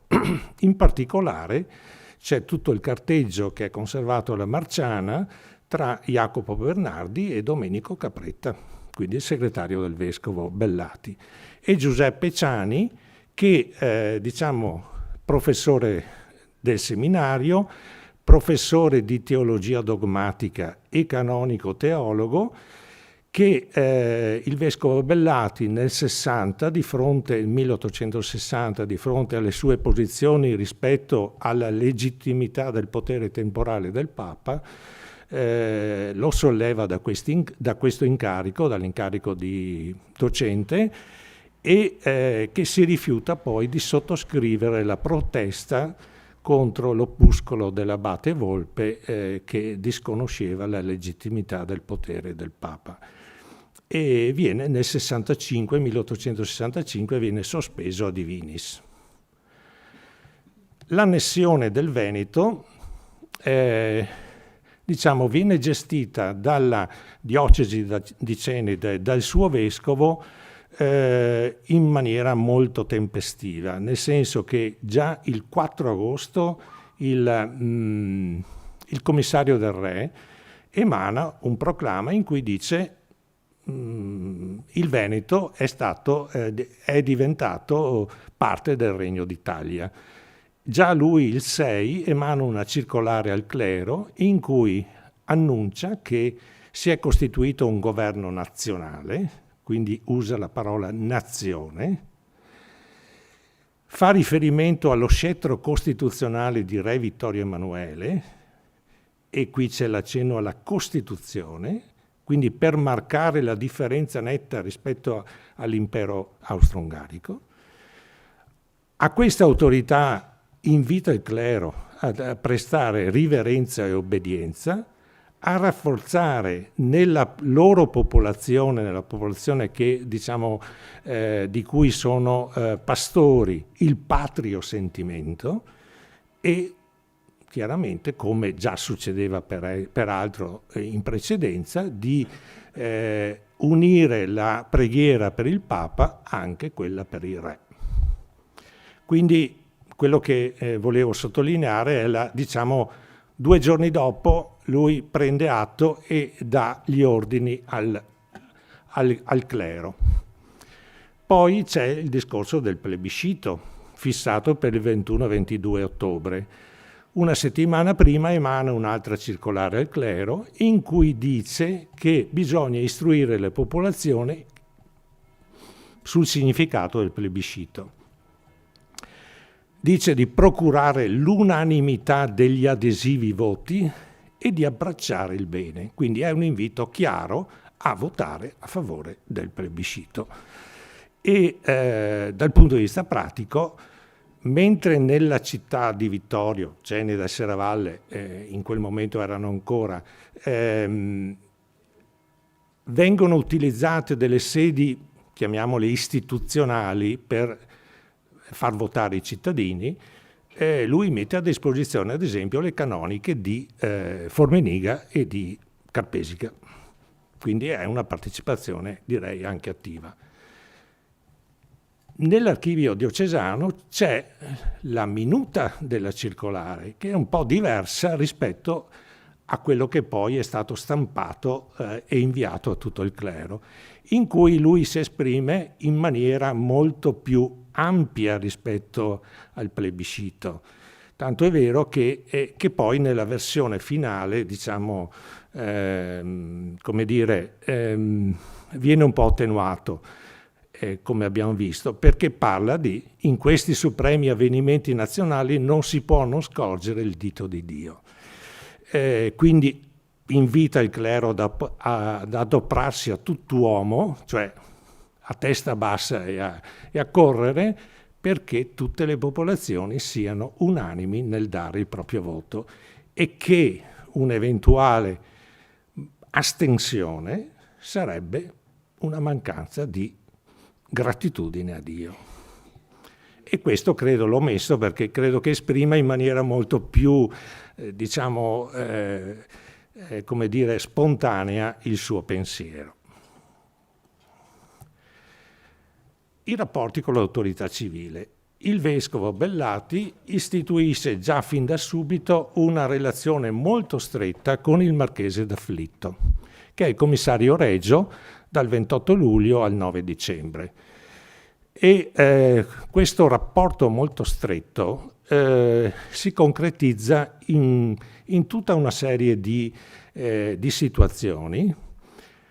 Tanto è vero che già fino alla fine di agosto, quando lui va a Treviso a omaggiare il commissario Reggio, il commissario Reggio gli chiede inaspettatamente di far sospendere, cioè di togliere la sospensione a Divinis che era stata inflitta l'anno prima al canonico Ciani. Lui si adegua, quindi fa la domanda alla Santa Sede adducendo come motivo che il canonico Ciani aveva comunque subito questa sospensione senza fare obiezioni e si era sempre comportato in maniera molto coerente, tanto è vero che appunto a ottobre il canonico viene riabilitato e diciamo può riprendere a celebrare la messa. Cosa lega tutto questo cosa? Ho messo le insegne dell'ordine dei Santi Maurizio e Lazzaro. Perché? Perché è chiaro che noi nella nostra epoca diamo un valore relativo a questo tipo di onorificenze, ma nella metà Ottocento la situazione era un po' diversa. Il Marchese d'Afflitto era uno dei principali esponenti dell'ordine, era cavaliere di Gran Cordone. Come riconoscenza per il ruolo avuto dal vescovo nella questione dell'annessione, il vescovo il 4 novembre viene nominato ufficiale dell'Ordine di Santi Maurizio e Lazzaro ed è l'unico vescovo del Veneto che ha questa onorificenza. Non ce l'ha né i vescovi di città più importanti né il patriarca. E la stessa onorificenza di cavaliere ce l'ha alla fine dell'anno anche il canonico Ciani. Quindi a unire un attimo i rapporti tra queste persone. Tanto è vero che ho messo le intestazioni delle 2 lettere pastorali, quella più in alto è quella la lettera pastorale veniva inviata di solito a febbraio all'inizio della Quaresima, no? In alto c'è quella del 66 e in quella successiva, quella in basso, quella del 67, in cui il vescovo dice io sono ufficiale dell'Ordine di Santi Maurizio e Lazzaro con una specie un po' di orgoglio, insomma, ecco. Però al di là di questo, che è un aspetto solo formale, quello che è importante è il contenuto. Il contenuto di questa lettera pastorale fatta all'inizio del 67, in cui dice obbedite al re, agli ordini costituiti, perché abbiano sempre amore per la Chiesa Cattolica. Ma sapete che il dibattito in quel momento sul potere temporale era molto forte. Pregate per il re, per la famiglia, affinché sia sempre glorioso, pio e sempre clemente. Cioè, sapete che il re Vittorio Emanuele era stato anche scomunicato, quindi diciamo uno non si aspetta di sentire da un vescovo queste parole, ma evidentemente il suo spirito di italianità prevaleva rispetto a, alle convenienze. E veniamo all'ultima parte, il nuovo comune di Vittorio. Qui vedete raffigurato il podestà Francesco Rossi, che era molto legato a Bellati. Perché? Perché era podestà di Ceneda, quindi della città che era sede del vescovado fin dal 1849. Quindi era un cattolico osservante, quindi c'era un legame molto stretto che si era consolidato negli anni. Subito il 28 di agosto, quindi ancora quando non era formalizzato il nuovo comune, il podestà Rossi chiede che il ginnasio di seconda classe che c'era in seminario, aperto anche ai laici, venisse trasformato in regio istituto, perché era un fiore all'occhiello di Ceneda e comunque del territorio. E questa richiesta viene approvata dal commissario, dandogli il tempo per adeguarlo alla nuova normativa del Regno d'Italia.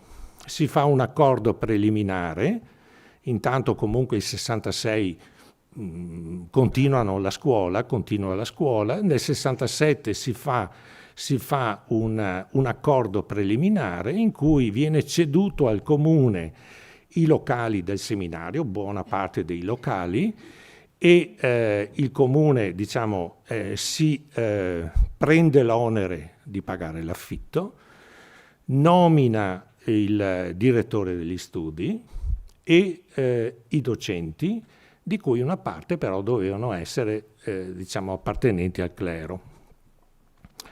E questo accordo, diciamo, qual era l'obiettivo? L'obiettivo era quello di conservare in città un'istituzione prestigiosa, ma nello stesso tempo di adeguarla da religiosa, prettamente religiosa, seppur aperta agli esterni, a laica, quindi a guida laica, in modo da rispondere ai requisiti previsti dalla normativa del Regno d'Italia per i regi istituti. Questa esperienza purtroppo non va bene. E qui ho cercato di riepilogare un attimo le cause, che dipendono sia dal comune che dalla diocesi.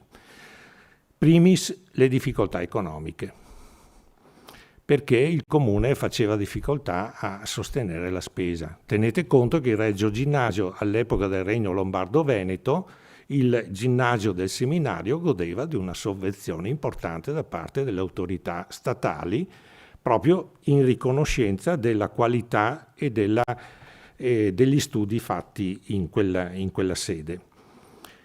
In questa situazione di incertezza, chiaramente il numero di alunni cala. E quindi avevano fatto i conti su un certo numero di studenti che poi in realtà non è stato quello. C'era un problema di abilitazione degli studenti, dei docenti, che dovevano essere praticamente rispondere ai requisiti del Regno d'Italia. Il vescovo muore il 29 settembre 1869. Subentra prima come vicario capitolare, quindi quello che noi adesso chiameremo l'amministratore apostolico, prima il rettore del seminario spagnolo e poi Maccarini, i due collaboratori più stretti che prima vi accennavo, no? Che sono fortemente contrari a questa operazione, che era stata concordata tra il vescovo e il sindaco Francesco Rossi, chiaramente con tutte le migliori intenzioni, però loro erano contrari a questo tipo di operazione perché secondo loro avrebbe snaturato la sostanza del seminario, degli studi compiuti in seminario.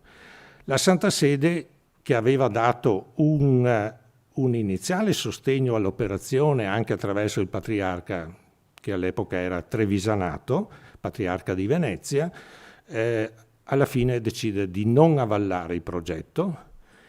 C'è il ruolo di Benedetto Zenner.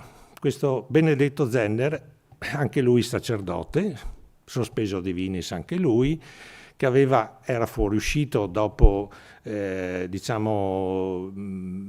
contrasti avuti con la diocesi, era diventato cappellano militare, era stato in Sicilia, nel 1866 ritorna in città e influenza il dibattito cittadino, perché dice è inutile che noi spendiamo soldi pubblici per educare i figli della borghesia, del ceto benestante. Vogliamo invece che i soldi pubblici vadano per gli asili, per le scuole serali, per i figli degli operai, per le donne, eccetera, no? Quindi capite che c'è, in nuce anche una serie di elementi che poi sfoceranno chiaramente nelle idee socialiste che poi a fine secolo sicuramente prenderanno piede. E poi soprattutto c'è la ricaduta locale delle due leggi, quella del 7 luglio e del 15 agosto, che di soppressione delle congregazioni e degli enti ecclesiastici e l'esproprio dei beni. Cosa succede a Vittorio? Succede che in forza di queste due leggi, soprattutto della seconda, il vescovo perde il possesso del castello di San Martino. viene demaniato, come viene demaniato anche il convento del Gesù delle Figlie di San Giuseppe. E, tanto è vero che il nuovo vescovo, che subentra dopo la morte di Bellati 2 anni dopo, nel 1871, Corradino Maria Cavriani, praticamente senza residenza, acquista a sue spese il palazzo alle pendici del castello costruito dai nobili zuliani di Ceneda nel 1701, lo acquista a proprie spese e ne fa la sua residenza. Quando lui si ritira nel 1885, perché è malato, lo vende all'avvocato triestino Prospero Ascoli, tanto è vero che in questa cartolina del 1901 voi vedete Villa Ascoli.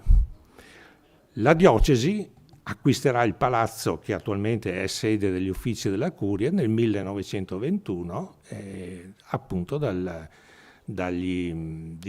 eredi dell'avvocato Ascoli. Ma è importante quello che succede in seminario. Il 1860 è l'anno in cui praticamente la struttura scolastica del seminario ha il massimo, diciamo, nell'arco del XIX secolo, con 634 allievi, suddivisi, come vedete, tra interni e esterni, studenti di teologia, per cui si poteva completare tutto il ciclo di studi e si poteva accedere all'università.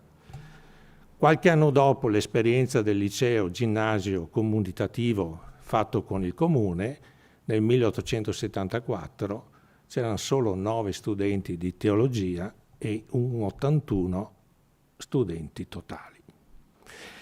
Quindi gli eventi del 1866, al di là delle buone intenzioni del vescovo Bellati e di Francesco Rossi, sindaco di Vittorio, hanno avuto dal punto di vista della diocesi delle ricadute molto laceranti. E questo sicuramente è uno dei motivi per cui, se nel 1866 le due città di Ceneda e Serravalle si uniscono e diventano il comune di Vittorio, la diocesi prenderà il nome di Vittorio Veneto, quindi della città che lo ospita come sede, soltanto più di 70 anni dopo, quindi nel 1939.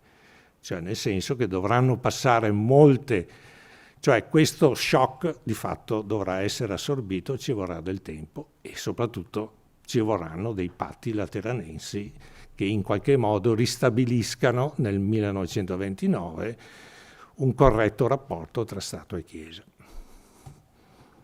Vi ringrazio.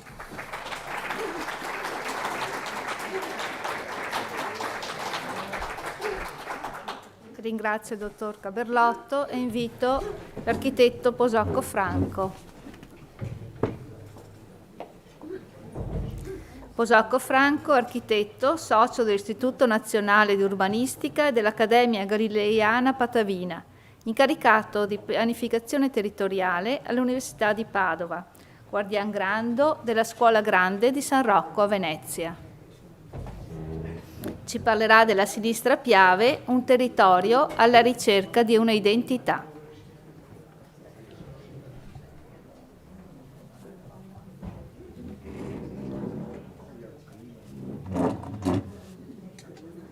Cari amici, buongiorno.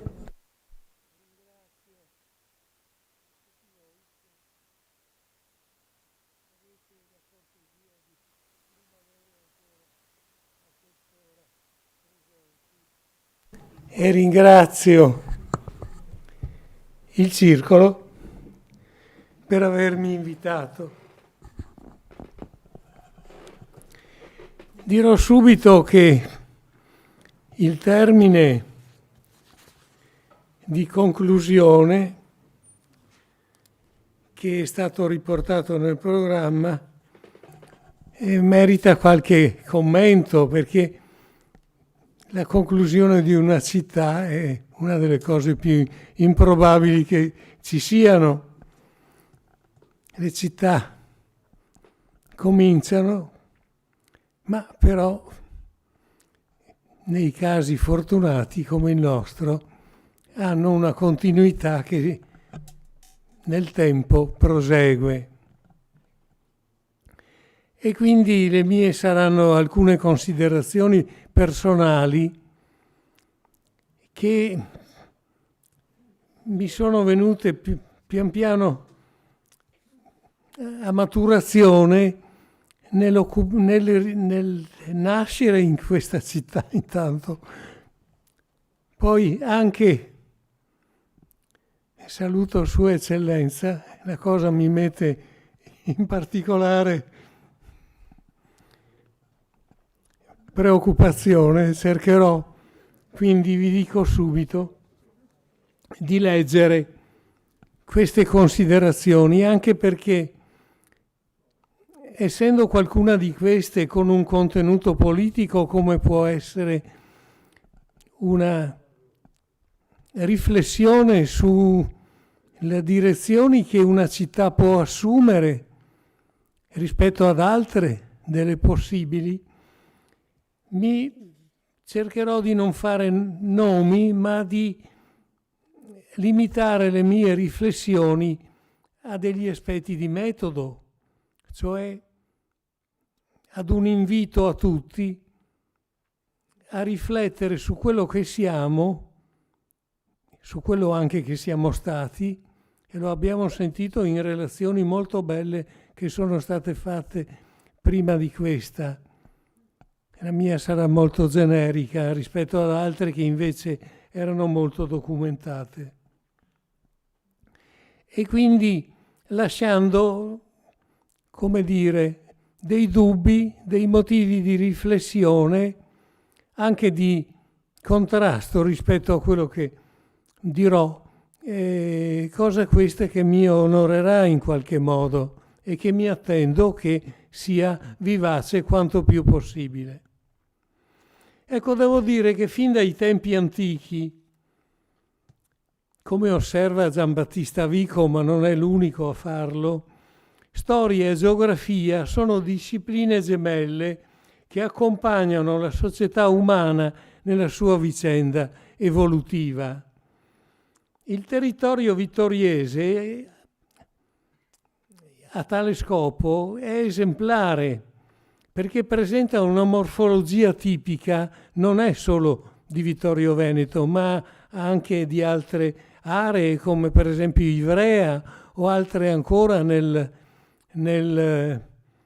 nell'arco alpino. Potrei citare anche Bassano del Grappa tra queste, anche se soltanto parzialmente. Ecco, il territorio vittoriese presenta una morfologia tipica dove lo sbocco vallivo in pianura ha influenzato i caratteri dell'insediamento umano. Ecco il rapporto simbiotico tra natura e società, tra morfologia e società. Il sito si configura infatti come un anfiteatro percorso assialmente dal fiume generatore, che è il Meschio, che con le sue rapide, quelle dove c'è il vecchio Italcementi, lì abitavano i miei nonni, mi ricordo che vedevo questo fiume che scavava questa montagna. Il circolo morenico quindi è scavato in questa gola che è atta al passaggio solo in quel punto, e lì c'è Serravalle. Il circolo morenico disposto all'intorno favorisce, sintetizzo al massimo, favorisce lo stabilirsi di stazioni paleovenete edificate su tutte le alture circostanti di questo anfiteatro che fa tutto il giro di Colle Umberto, di Cappella, eccetera. Lo si legge proprio dal castello, per esempio, lo si legge nella sua morfologia. E queste stazioni edificate sulle alture circostanti, ma anche sui fiumi, sui laghi, dove hanno lasciato tracce. L'assimilazione romana sembra rispettare l'assetto locale, questo è molto interessante. Lo trovate nell'Atlante dell'archeologia veneta descritto. Rispetta questo assetto locale per stationes che procede però questa occupazione romana lenta con limitaciones, colonie, municipia, fondati a maglia larga sulla campagna. Nelle carte che ci ha mostrato Fattorell e Bacichetti si vedevano perfettamente nella parte proprio di pianura questi resti in tutto l'assetto viario del Campardo, campo arido, e della campagna sottostante San Giacomo di Veglia. Ma l'impero romano si espande, deve andare oltre le Alpi, difenderne i passi. La stretta sierrevallese diventa perciò decisiva, come appare strategico il possesso del Colle di San Martino, che si protende verso il centro del bacino imbrifero, va quasi ad arrivare al Meschio. Questo colle è interessantissimo dal punto di vista della visione del circostante e del controllo, quindi. La stretta serravallese quindi è decisiva. Ai suoi piedi, sulla conoide marginale, lo si vede da quello zoccolo che c'è al ghetto ai frati, no? Vedete che dalla zona della strada principale c'è uno zoccolo, anche ai frati per esempio, perché si arriva a tangere, a toccare la conoide di Ceneda Alta. Ai suoi piedi, quindi, sulla colonna marginale si sviluppa Cenete, cioè Ceneda, che è l'antipolo della fessura di Serravalle. Poi si valorizzano i luoghi fortificabili e Ceneda diventa ducato contea per la crisi bizantina di Opitergium. Sono cose ben note. Opitergium viene descritta e a un certo punto diventa palude e non è più bizantina, ma insomma ve lo trovate nella storia. L'assetto duale, cifra dell'insediamento vittoriese, diventerà permanente con la signoria feudale dei Da Camino a Serravalle e quella vescovile a Ceneda.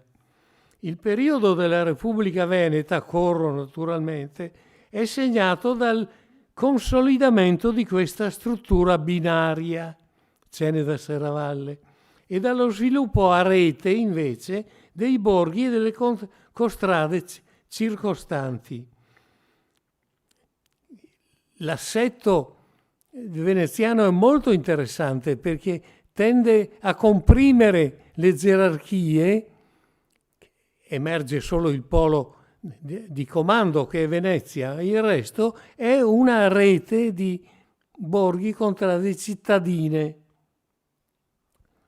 Avviene diversamente nelle altre regioni d'Italia, come ben sapete. Venezia quindi conferma il controllo territoriale mediante i centri, sede di podesteria, Conegliano, Sacile, Belluno, Oderzo, Serravalle, quest'ultima considerata Serravalle in agro fori Iuliensi oppidum, pensate, un castello friulano dello Stato da terra, e siamo sul confine tra queste due zone. Anche Ceneda diventerà podesteria, l'ha ricordato l'amico Giampaolo prima, quando nel 72 la Serenissima abrogherà col vescovo Mocenigo il potere temporale dei vescovi, rimasto in vita, pensate, per quasi 1000 anni. La competizione tra Ceneda e Serravalle condiziona la crescita dei due centri storici. Mentre si ingrandiscono, subito dopo Venezia, le città sedi di capitaniato, Treviso, Padova, Palmanova, quando dopo il disastro di Cambrai vengono circondate da mura, ma mura di fortezza cinquecentesca, non le mura verticali medievali.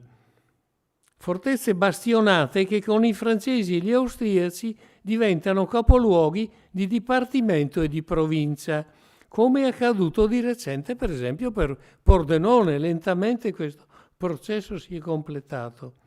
Il territorio tra Piave e Livenza, mi interessa sottolineare questo aspetto, rimane quindi frazionato ed acefalo probabilmente, poiché la struttura urbana è ripartita tra i distretti di Serravalle, Ceneda e Conegliano. Quest'ultima, è stato prima ricordato da Bacichette, divenuta importante nodo stradale e ferroviario.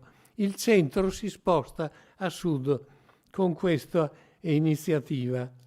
Sapete la discussione a Vienna sul tracciato della ferrovia che fu chiesta sembra dai conti di Collalto, che erano feudatari dell'impero d'Austria, che si avvicinasse il più possibile al centro di Conegliano, tanto è vero che è quasi a rima baciata la stazione di Conegliano con la scalinata degli Alpini di Conegliano. Durante il periodo conclusivo della Repubblica Veneta e nel seguito ottocentesco si assiste nella fascia pedemontana a un rapido processo di sviluppo, davvero imponente per l'epoca. La Kriegskarte del barone Arton von Zach, che avete visto prima, che è del 1804, documento fondamentale, documenta la rete che si dispone sulle colline nell'alta pianura, mentre l'urbanesimo tende a ingrossare le città di livello maggiore e a costituire in Venezia una singolare metropoli anfibia. Questo assetto gerarchico, molto frazionato, sembra ignorare l'area tra Piave e Livenza, mentre altrove ci sono città forti che diventano sede di distretto, di dipartimento, eccetera, dove prevale qui da noi la diluizione insediativa e la subalternità politica a vantaggio delle città provinciali. Treviso supera il Piave e si prende la sinistra Piave, tanto per dire. Ceneda con San Giacomo, dobbiamo ricordare che i comuni che si uniscono alla fine non sono due, ma sono tre, perché a Ceneda e Serravalle dobbiamo aggiungere il comune di San Giacomo di Veglia. Ceneda con San Giacomo dà capoluogo di uno piccolo stato, regredisce a livello di frazione comunale. Pensate quanti livelli ha perduto. Le entità comunali costituiscono quindi la trama fondamentale, durante il Regno d'Italia, della identità sociale e dell'assetto urbanistico distribuito per una miriade di borgate e contrade sparse. Gli eventi del 66 che segnano la svolta politica del Veneto, così ben illustrata anche da quel resoconto del New York Times che abbiamo sentito prima, sono quindi allo snodo dell'evoluzione della città in fieri, insieme con le contraddizioni, che sono tantissime, e gli squilibri. Vittorio Veneto e Conegliano diventano presto i maggiori poli industriali del Trevigiano. Vittorio Veneto e Conegliano, l'uno soprattutto metallurgico e tessile, l'altro soprattutto agroindustriale e commerciale. quindi fortemente complementari i due centri di Vittorio, poi Veneto e Conegliano. Pur in presenza di ricorrenti crisi ambientali e economiche, politiche e sociali, cui abbiamo sentito lo sviluppo, di guerre e instabilità, la città gode di un pregevole paesaggio, tuttora straordinario, di una ricca storia, di una qualità di vita alimentata da un radicato sentimento identitario. Forse il paesaggio, vedete tutte le colline libere, è una cosa singolarissima. Andate a Conegliano, già tutte le colline sono occupate. Ecco, questo tema dell'entità che mi ha posto la nostra Presidente Silvia mi ha fatto molto riflettere, perché è un tema ambiguo e controverso, ma fondamentale, perché io lo avverto dentro di me, esule, sia pure solo di 100 chilometri, ma pur tuttavia a dovermi guardare, se mi giro sul ponte, quando sono sul ponte di Venezia, vedo che istintivamente mi giro d'inverno a guardare se ci sono le montagne con la neve in cima. I Pizzocche di Visentin sono una specie di questa piccola Himalaya che ci protegge dal nord. L'identità morale e sociale si costruisce lentamente come interazione tra le vicende storiche e le modalità insediative, talora accelerando quando gli eventi giovano lo sviluppo, tal'altra rallentando quando questi regrediscono. È il caso della nascita di Vittorio, la chiamo ancora così, nella seconda metà dell'Ottocento, perché la istanza di unire i due centri matura, l'abbiamo sentito, lentamente, insieme alla volontà di realizzare il Regno d'Italia. Abbiamo sentito anche gli abati sospesi a divinis perché erano in favore dei Savoia. L'abate Cian, per esempio, importantissimo, un quadorino. La intitolazione della città Vittorio Emanuele del 66 e la conclusione a Vittorio, diventata Veneto, della Grande Guerra 1918, avevano fatto credere nella rifondazione urbana attraverso l'istituzione di una provincia tra Piave e Livenza e lo spostamento del piccolo Vaticano da Ceneda al centro monumentale. Se voi guardate il piano regolatore di Giuseppe Demin, che è del 1938, vedete che Demin, alla fondo del viale che si chiamava Viale Cavallotti, adesso non so come si chiami, Vittorio Emanuele probabilmente, in fondo è prevista la grande nuova cattedrale e attorno gli uffici della curia. C'è un piccolo resto nella casa San Raffaele, perché Fogazzaro si innamorò, la figlia meglio di Fogazzaro, si innamorò di questo luogo e mise lì un centro religioso. Io ricordo Monsignor Maschietto, c'erano degli uomini di grande sapienza lì quando io ero ragazzo e io andavo un po' a imparare.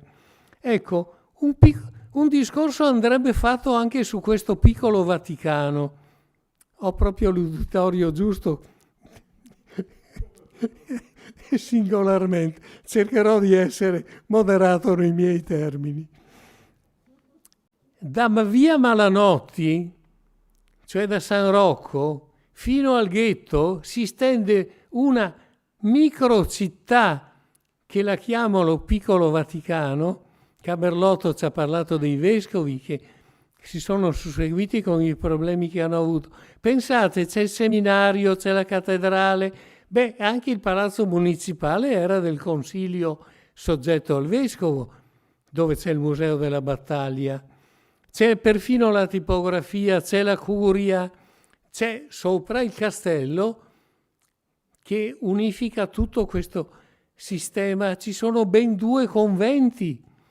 Io ero bambino in asilo, in quello delle Marie Bambine, ma poi dopo da sfollato durante la guerra a fare le elementari dalle Giuseppine.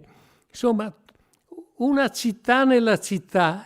Lo segnalo ai colleghi urbanisti perché tengano conto che Vittorio è una collezione di microcittà collegate in relazione tra loro, situazione del tutto singolare, che nasce dal fatto che è fin dall'origine una rete, un sistema reticolare, come ho cercato prima di descrivere.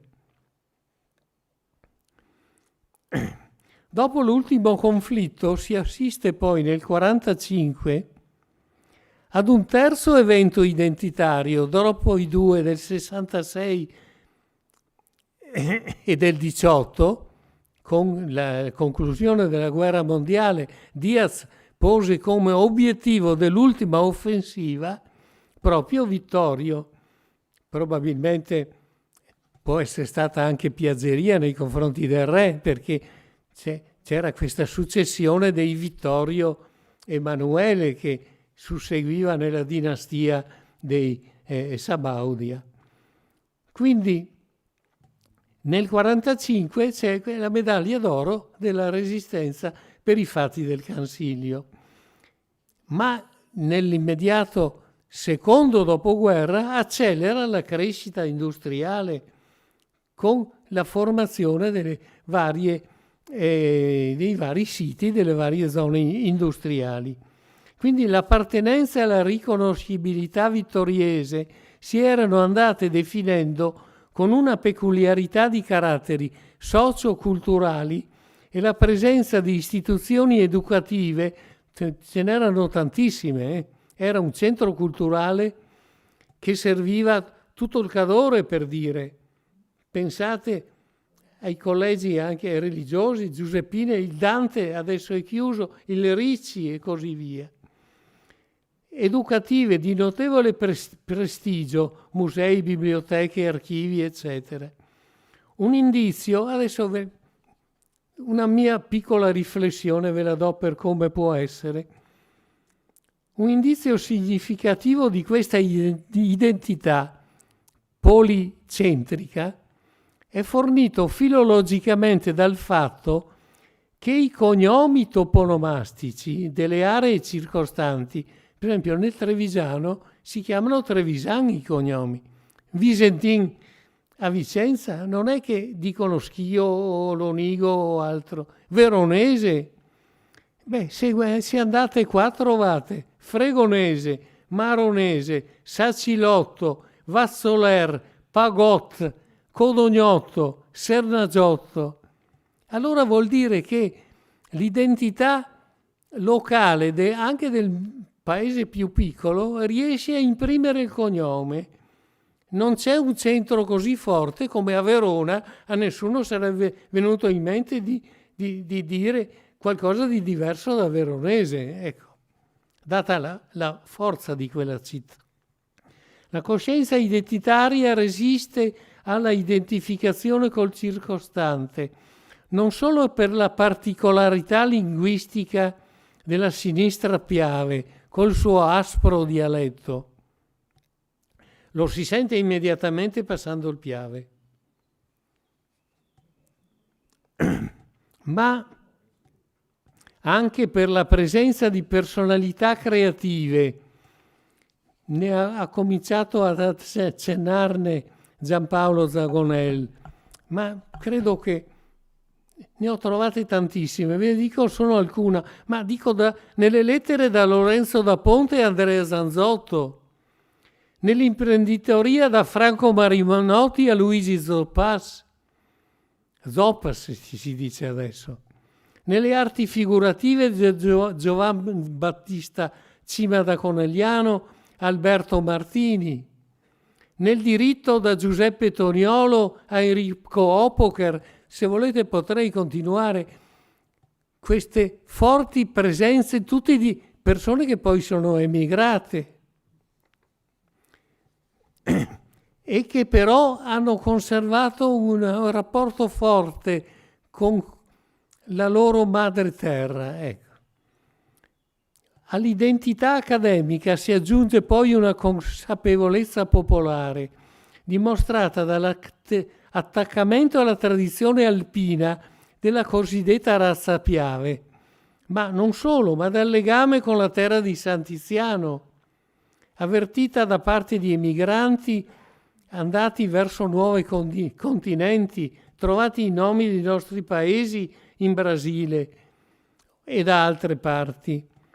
Oppure lì conservate espressioni tipiche come la righea. E chi di noi ragazzi non ha costruito, ragazzi di una volta intendo dire, sarlatani di una volta, non ha costruito la righea? O il Panevin, o il San Nicolò del 6 di dicembre, che era diverso passando il Piave, che noi sapeva chi che era San Tiziano e San Nicolò. Si tratta quindi di una storia delle comuni radici, in cui lo sviluppo e la involuzione, l'affermazione identitaria e la contaminazione culturale si alternano in una progressione di fasi economiche e sociali di resilienza e di discontinuità, aperte a nuovi orizzonti e prospettive. Vengo alla parte conclusiva. Venendo alle prospettive di trasformazione, di cambiamento, e ve le leggo con un po' il batticuore, perché anche per me sono continuamente, come per ognuno che si interessi di evoluzione territoriale e sociale, di assetto urbanistico e di identità, può avvenire. Si può rilevare che l'armatura urbana di sostegno territoriale nella sinistra Piave appare formata dal segmento verticale, l'Alemagna, che da Vittorio Veneto giunge fino a San Vendemiano, ma lì si congiunge e interseca la orizzontale, che è la pedemontana, che da Conegliano si indirizza verso il Piave. Questa è una specie di L insediativo che è una non sempre continua, ma nascente, visibile, leggibile, anche dalle carte che abbiamo prima visto, struttura, armatura urbana. Si tratta quindi di un insediamento lineare, caratterizzato da una consistenza industriale tra le più importanti della regione, di tutto il Veneto, di tutto il nord-est, cui però non sembra corrispondere un rango politico e amministrativo di pari livello. Cioè una città forte, Verona, Padova, eccetera, Udine. Ecco. Il primo punto, sono 4 i punti che ho cercato di enucleare, di possibile riassetto della governance territoriale dipende quindi dalla progressiva integrazione, cioè dal coordinamento e dalla coesione di questa possibile comunità urbana di Conegliano e Vittorio Veneto, forse anche del quartiere del Piave se volete, per raggiungere una dimensione paragonabile a quella che hanno le nostre città capoluogo. Non si tratta però di perseguire una unione fisica. La città attuale non è più una città della contiguità, ma è una città della relazione. Quindi non una unione fisica di tipo tradizionale, cioè di realizzare questa contiguità edilizia, ma di dar vita a un sistema plurimo, policentrico, articolato, reticolare, che sia anche però coerente, efficiente e organizzato, cosa che attualmente non è, perché è competitivo invece, storicamente competitivo, nel DNA. Le economie di scala deriverebbero dalle sinergie e dalle specializzazioni già evidenti sul territorio, come i distretti industriali, agronomici, commerciali, turistici. Il discorso della distrettualizzazione è un discorso da approfondire, da studiare, perché ci sono questioni che militano a favore e altre che militano contro. Gli economisti di Ca' Foscari le stanno studiando. Segnali in tal senso però sono ravvisabili nella convergenza dei comuni contermini, attratti dalle due città che usano le due città, con i pendolarismi, trasporti, servizi sociosanitari, bancari, culturali, eccetera, eccetera. Si tratta quindi di avviare un processo di razionalizzazione e di crescita di medio-lungo periodo, da verificare mediante scelte innovative atte a superare gli ostacoli della concorrenza, dell'antagonismo, della rivalità. Il secondo modo per superare questa separatezza e isolamento è rappresentato, io questo vi chiederei proprio di ricordarlo, come anche per l'occasione del nostro incontro, che è l'unificazione tra Ceneda e Serravalle. Quindi il secondo modo per ovviare a questi limiti è rappresentato dall'avvio della unificazione tra comuni contermini. È una bomba, che può essere realizzata soprattutto a favore delle amministrazioni di minore dimensione.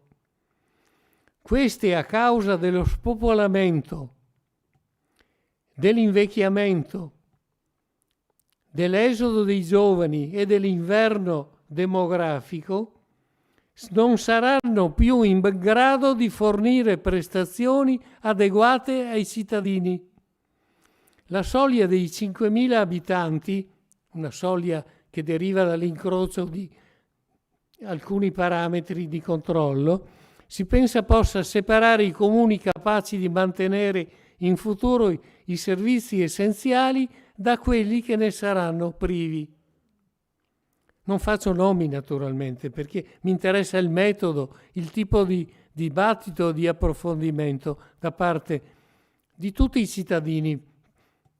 I politici spesso sono indifferenti a questi problemi generali e presi dal contingente, ma questo lo sappiamo.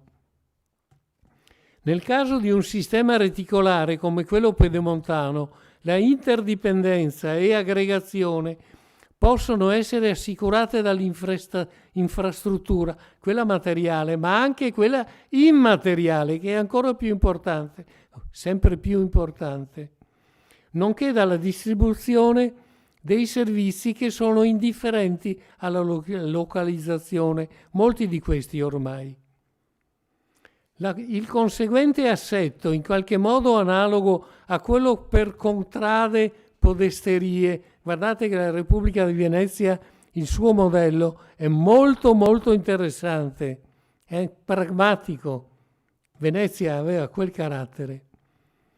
Attuato dalla Repubblica, può funzionare a condizione che si individuino delle municipalità decentrate, non fatti di governance, quindi, atte a garantire identità e rappresentanza e partecipazione, impossibile ai livelli superiori.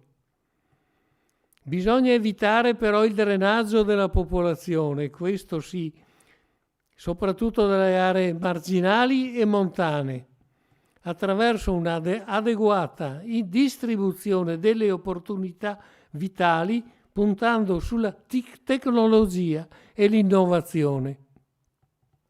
Si avvierebbe una specie di federalismo organico, uso questo termine anche se è abusato, che riserva alle città le competenze di alto livello e favorisce la fruizione decentrata dei servizi di base che devono essere vicini, come si sta sperimentando favorevolmente nei paesi del nord Europa. Per esempio la Danimarca, un piccolo paese ma di estremo interesse dal punto di vista dell'attenzione a questi aspetti della governance, della flessibilità della governance, che da noi invece è molto rigida. È molto interessante da vedere. Ciò si può attuare mediante un progetto comune che configuri l'intero organismo come sistema unitario, dotato di razionalità ed efficienza. Mi avvio verso la fine.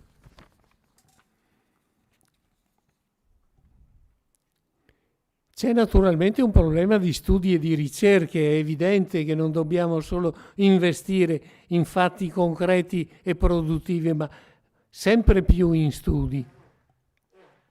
E uno studio anche per la ricerca delle risorse, ma ce ne sono tante che magari non sono usate o sono usate in modo dispersivo, come quelli sulle aree montane, sulle aree di confine e così via. Sostegno di filiere, eccetera. Un terzo livello di attività a carattere intercomunale che emerge nel più recente periodo è quello delle cosiddette aree omogenee. Se ne parla poco da noi, ma guardate che in questo momento se ne parla molto in zone anche molto vicine. Pensate per esempio che un'area come quella di San Donà e Musile nel 1918 era stata totalmente distrutta dalla guerra mondiale. Non c'era una casa in piedi. I due fronti erano proprio lì. Non solo, ma non c'era un abitante perché erano tutti andati via. Adesso questa zona sta arrivando a 45.000 abitanti, senza pensare solo ai due comuni che si fronteggiano sul famoso Ponte dei Bersalieri, no? Sapete, di San Donà. Ecco, questo è un fenomeno di area omogenea che sta coinvolgendo un sistema intero che è il San Donatese, con l'immensa zona turistica frontaliera dell'Adriatico, ma quella industriale che sta creando un polo antitetico e alternativo a quello della riviera del Brenta, diciamo simmetrico rispetto alla presenza forte di Mestre Marghera, che è un capoluogo produttivo industriale.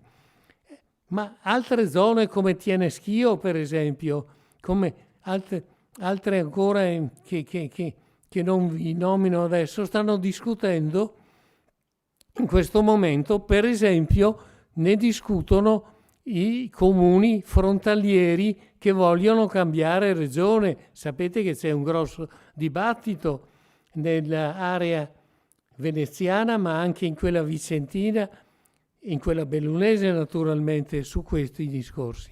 Quindi un discorso sulle aree omogenee al fine di trovare assetti territoriali, economico-sociali, che siano, non servono istituzioni diverse, ma servono relazioni, pensiero, orientamenti, che tengano conto della forte evoluzione che sta avvenendo nel tessuto socio-economico.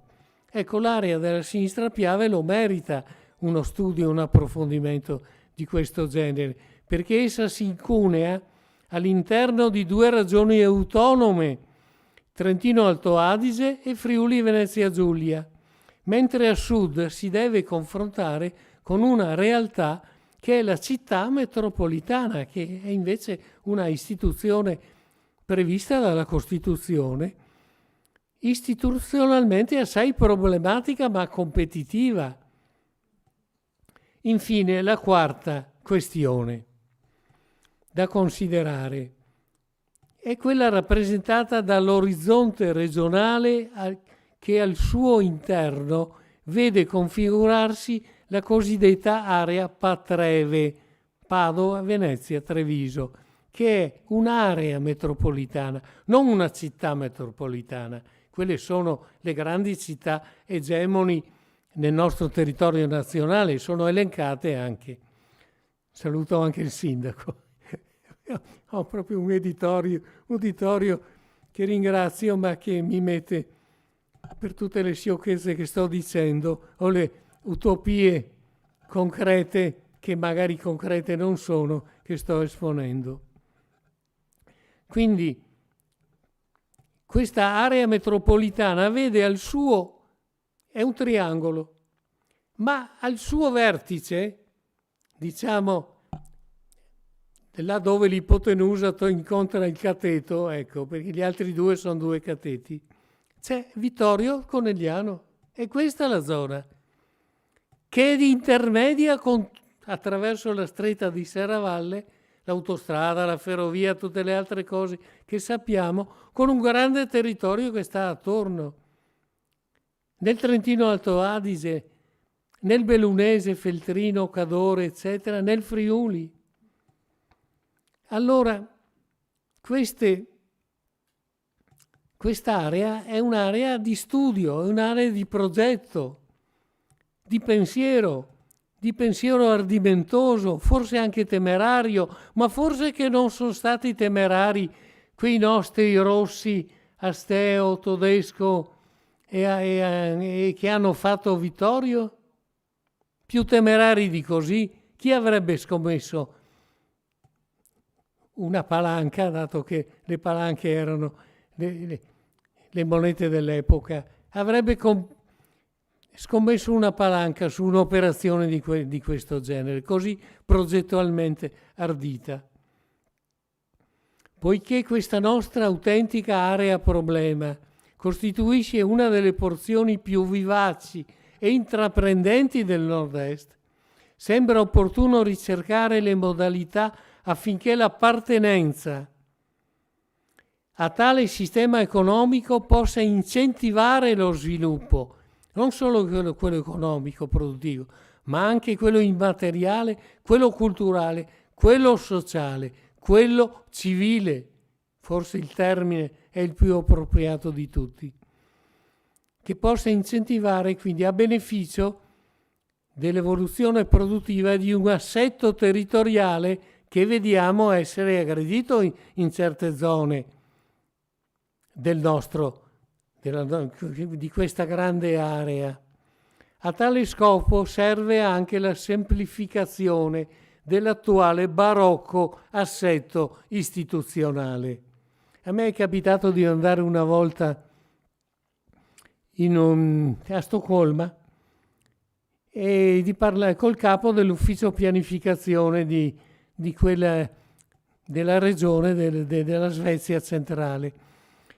E una volta gli chiesi, noi abbiamo 5 livelli di pianificazione, lo Stato, la regione, la provincia, il comune, eccetera, 5 livelli di pianificazione. E voi quanti ne avete? E questo ingegner Lindberg, mi ricordo si chiamava Lindberg, che era il capo della pianificazione di Stoccolma, mi disse, ma sa, noi ne abbiamo 2, ma pensiamo che addirittura uno sia superfluo. Per dire il pragmatismo anglosassone e settentrionale. A tale scopo quindi serve una semplificazione del barocco Fedez. Saremo in grado di dare una risposta creativa e coraggiosa a questa, la chiamo utopia concreta, come fecero nel 66 i nostri temerari antenati, unendo Ceneda e Serravalle. Dall'esito di questa consapevolezza e di questo impegno verso un comune obiettivo deriva il futuro nostro e dei nostri figli. Grazie, vi ringrazio.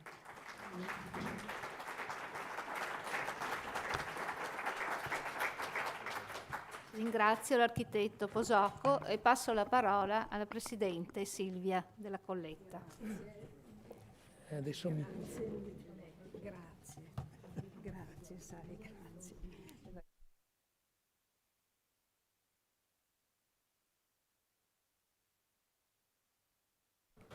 Devo solo fare i saluti. No, resta qua, tanto.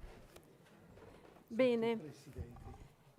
Allora chiudiamo i lavori di oggi. Non c'è il tempo per le tradizionali domande perché, come sapete, dovevamo chiudere all'1, ma chiudiamo in un minuto. Quindi si può riascoltare il convegno collegandosi al sito della Tenda TV. Adesso Federico ci dirà, forse in qualche giorno, immagino. Da domani si potrà rivedere sul sito della Tenda TV. I lavori di oggi poi saranno pubblicati dal Circolo e presentati a Vittorio Veneto entro l'anno. Inoltre ringrazio Sua Eccellenza il Vescovo perché ha trovato modo di essere presente nonostante sapevo già comunque ci eravamo scritti dei suoi impegni. Grazie per essere presente. Ringrazio l'amministrazione, è tornata poi anche la signora Sindaco Mirella Bagliana e è sempre stato in sala anche l'assessore, il dottor Padoan. Ringrazio i relatori, importantissimo per questo qualificato e generoso lavoro, i soci del Circolo, il personale delle biblioteche. Ringrazio la moderatrice Fiorella Botteon che è rimasta tutto il tempo, ecco, e ci rivediamo senz'altro per la presentazione degli atti. Grazie a tutti e buona giornata. Grazie.